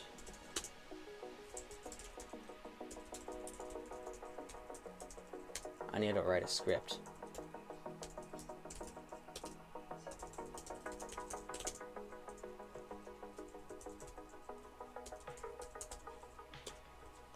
Something simple as that.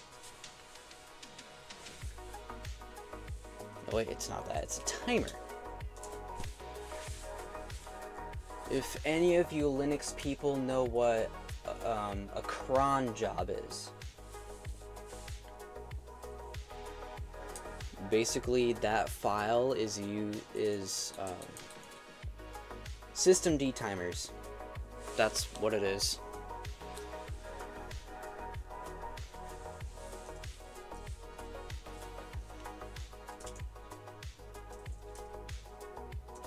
User lib systemd system. It's this. Instead of ls, we're gonna do cat. update PKI timer.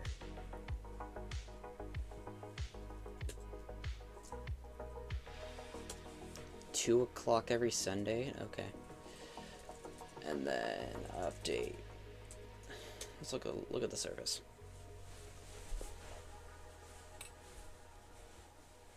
It's just updating that. Make CA-G. It just checks for a new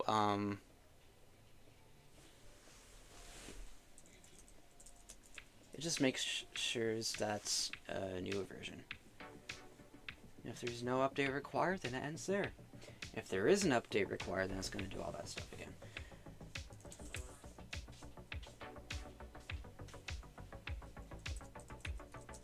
That's probably redundant because I already ran it there, but just because.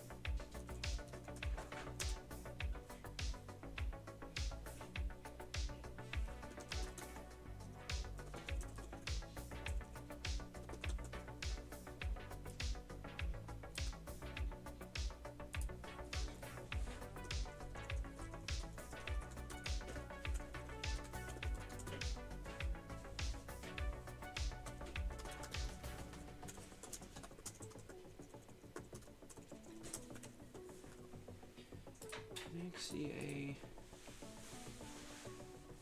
all that stuff.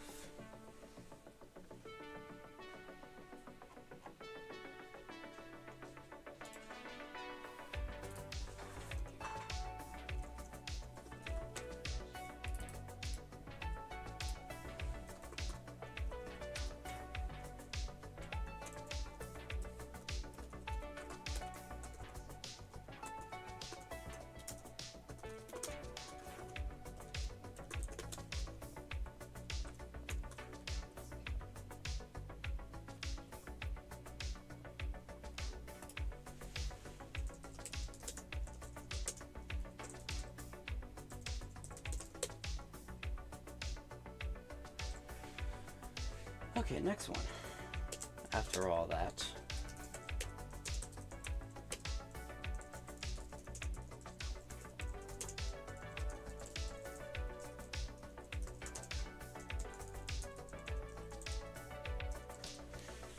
wget. Pretty much this allows you to download files off the internet. Like interactively or something like that. And we do this after we install makeCA, so that in order to download stuff from secure sites with like HTTPS, we needed all of those certificates. Make.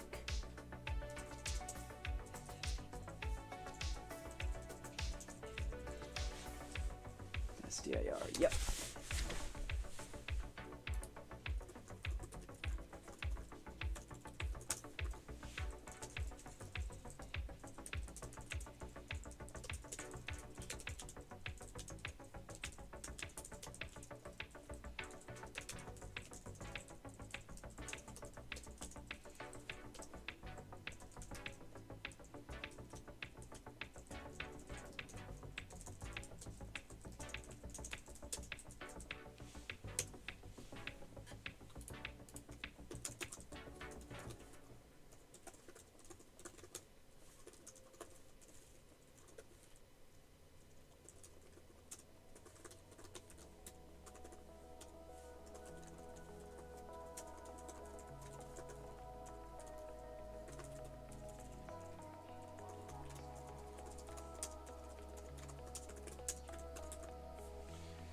Actually, now let's see if I can get this whole run of it done. It's just 4 more things to install.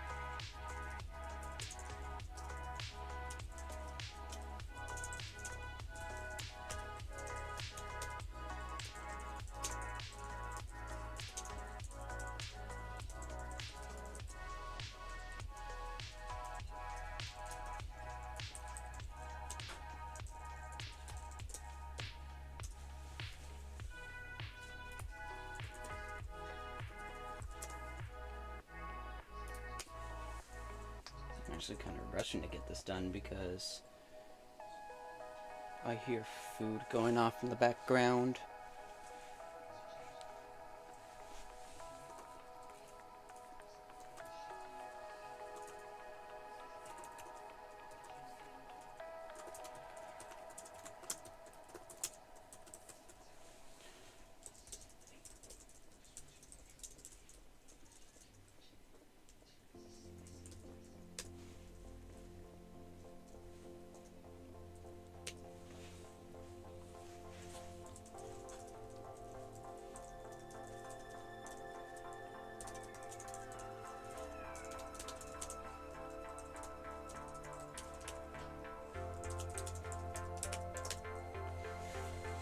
Okay.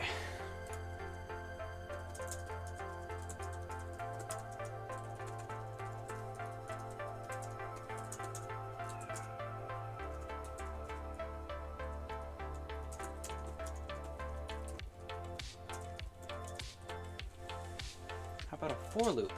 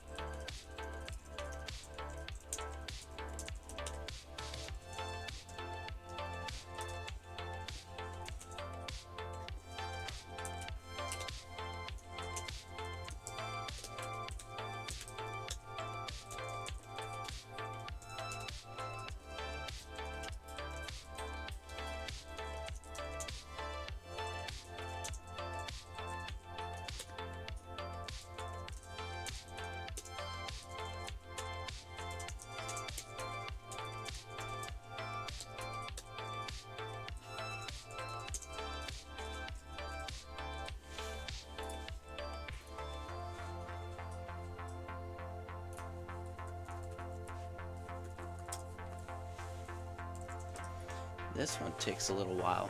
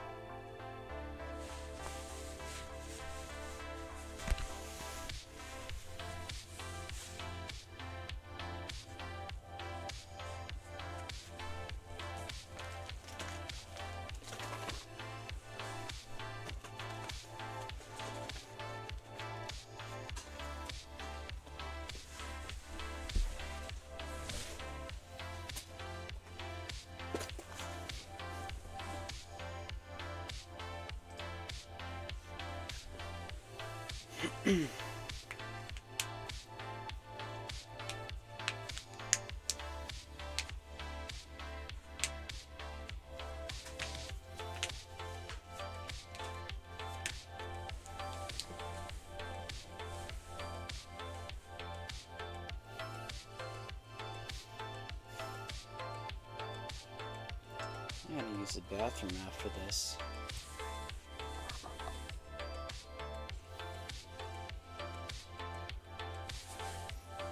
So when the stream is over, yeah, you're just waiting until 7:30.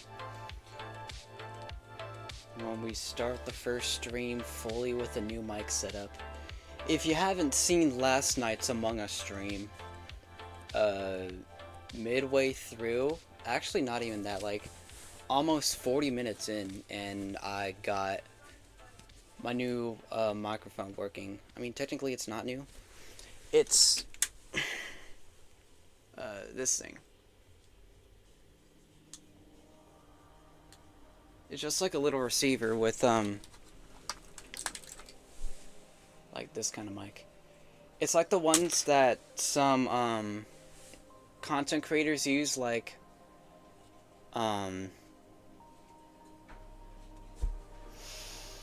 you probably know what I'm talking about, but they hold this up to themselves or have it clipped on their shirt so that it's easier to pick up what they're saying.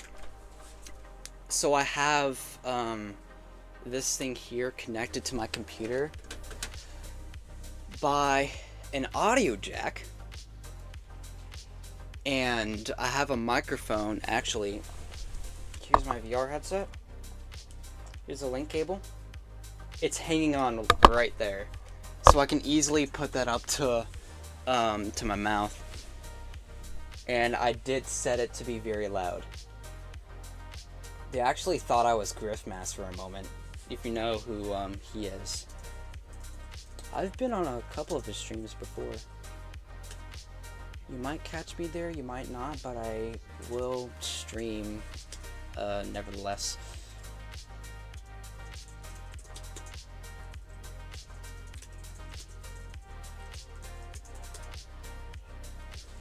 Okay, so...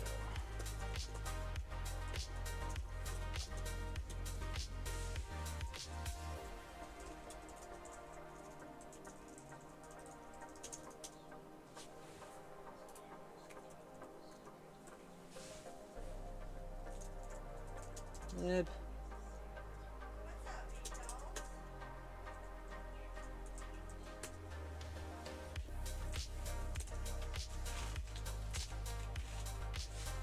Lib ICU. ICU. Okay.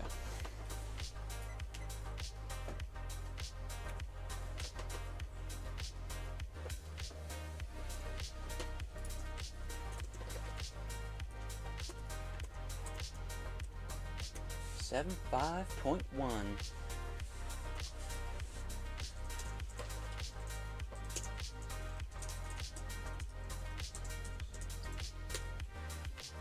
That was easy.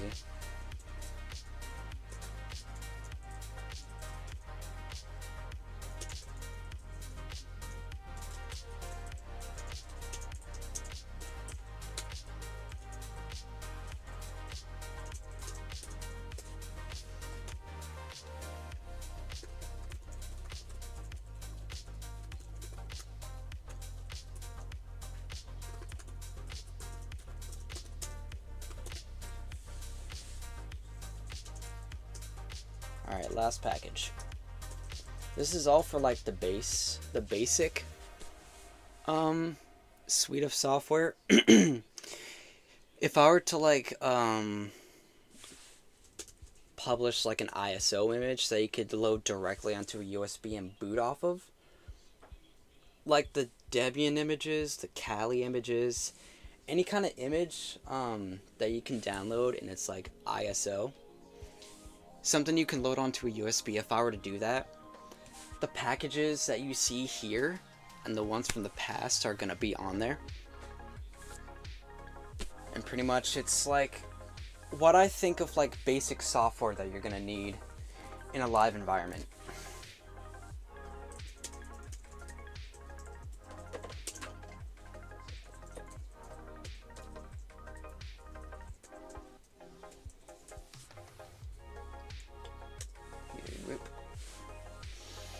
I'm trying to remember if this has a DESDIR thing.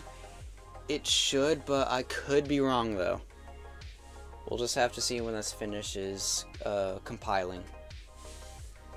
Compiling, assembling, and linking. Those are the three things.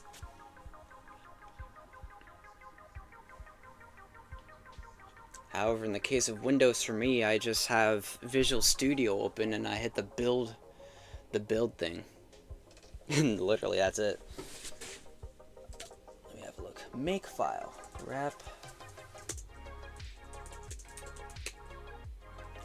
Or is there a base dir? Let's have a look at this. I don't think there is.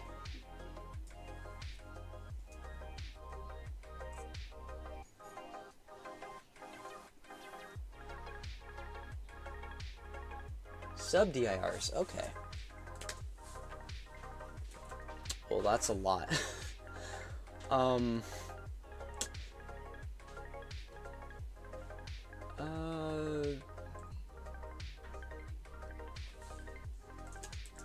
Let's have a look at this. Can we get anything out of this? mkfs/that. Or that's base. What about dest? I'm kind of screwed because I don't know what to do here. I mean, I could try. I've packaged it before, so let's just see what it does.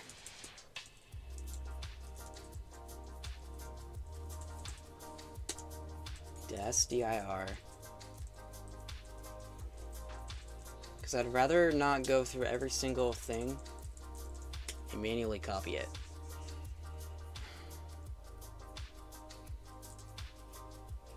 Oh, there is a dest thing.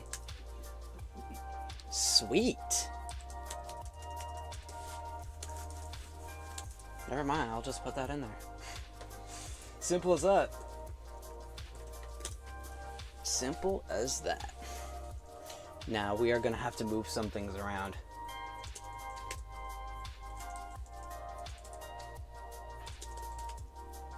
Because those should not be there. And those should not be there.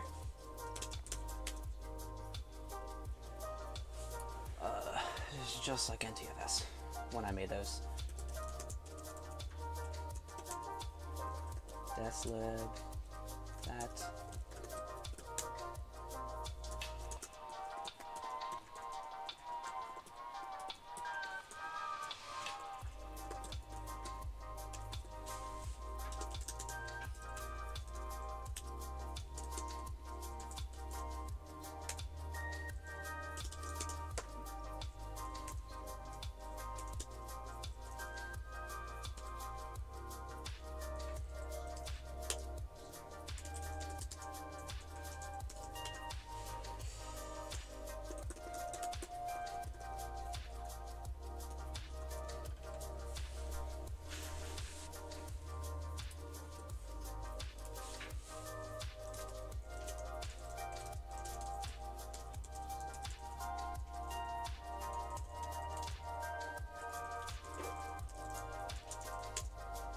Oh, that's a lot of stuff. Emap pre.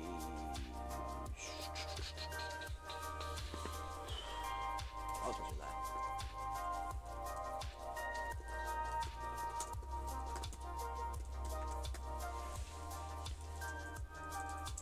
It's in libexec.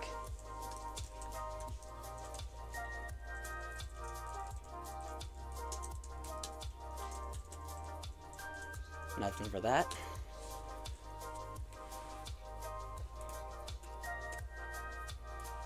You can remove those. And then... Why do I... It's the second time that's happened. System... It's gonna be rules, yep.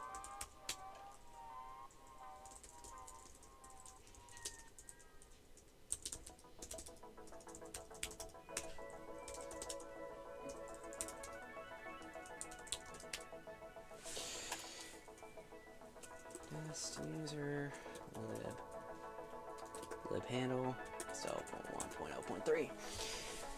Now all these programs like XFS, there's NTFS, BTRFS, JFS, DOSFS, and EXT2FS or something.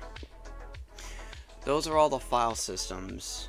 And you gotta have a lot of support for these because people might have something different, like the FAT file system, like I said, NTFS, ext4 maybe.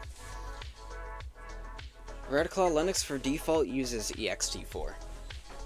It's just the latest one and it's widely used. So that's why. Redpack install.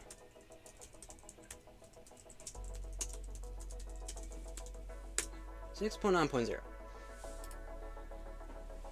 There we go.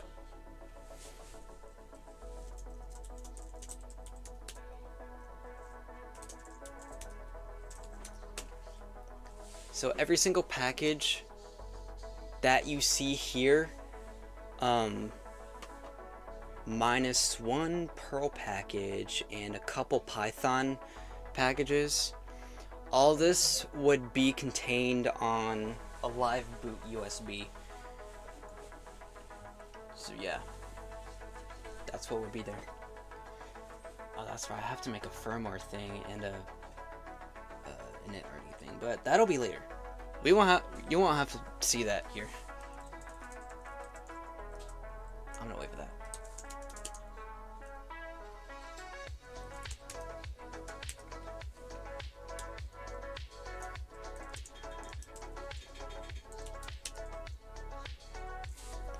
So over the course of a few days, these are all the stuff I packaged up for Redpack, the Redclaw Package Manager. Just because. I do want to have a look inside one of them. It's just gonna print stuff. Oh god.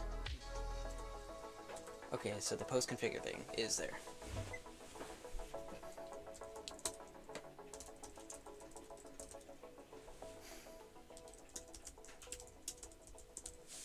Okay, while it's building that,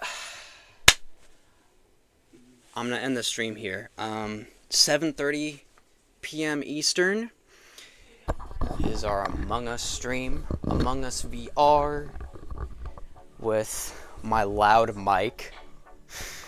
Something funny. Yeah. As you can see at the top, I have two links. One to the Discord, so that you can get stream alerts, the first thing. I mean, you also get them for YouTube and Twitch, but Discord is the fastest, because the moment I hit start stream, it sends that out. A wonderful thing Restream is. And also, if you want to talk about stuff, maybe, oh, do whatever. The server name is called Scott's Casual Network, just because I'm a tech-savvy person. And also, like I said, Redclaw is an independent project. I've worked on it by myself for months now. Maybe if you include those four... No, wait, no. I lied. It's 3 Raspberry Pi builds. All before the 1_RC1 thing. So, like, it's under the historical builds thing.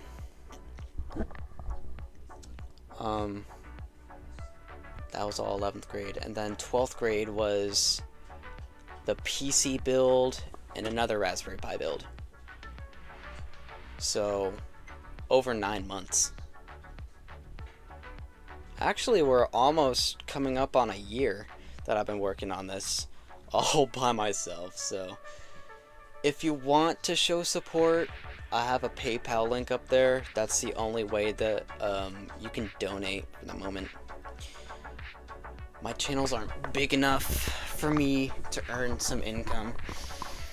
So, PayPal is so far the only way that you can donate. So, if you want to show your support for me as like a gaming streamer, and also here for my work on making Redclaw, I actually appreciate that a lot. Doesn't really matter how much you want to donate, but yeah. Anyways, like I said, I'm going to be ending it here. So I hope you all have a wonderful rest of your evenings, and I will see you at 7:30 p.m. Eastern Time.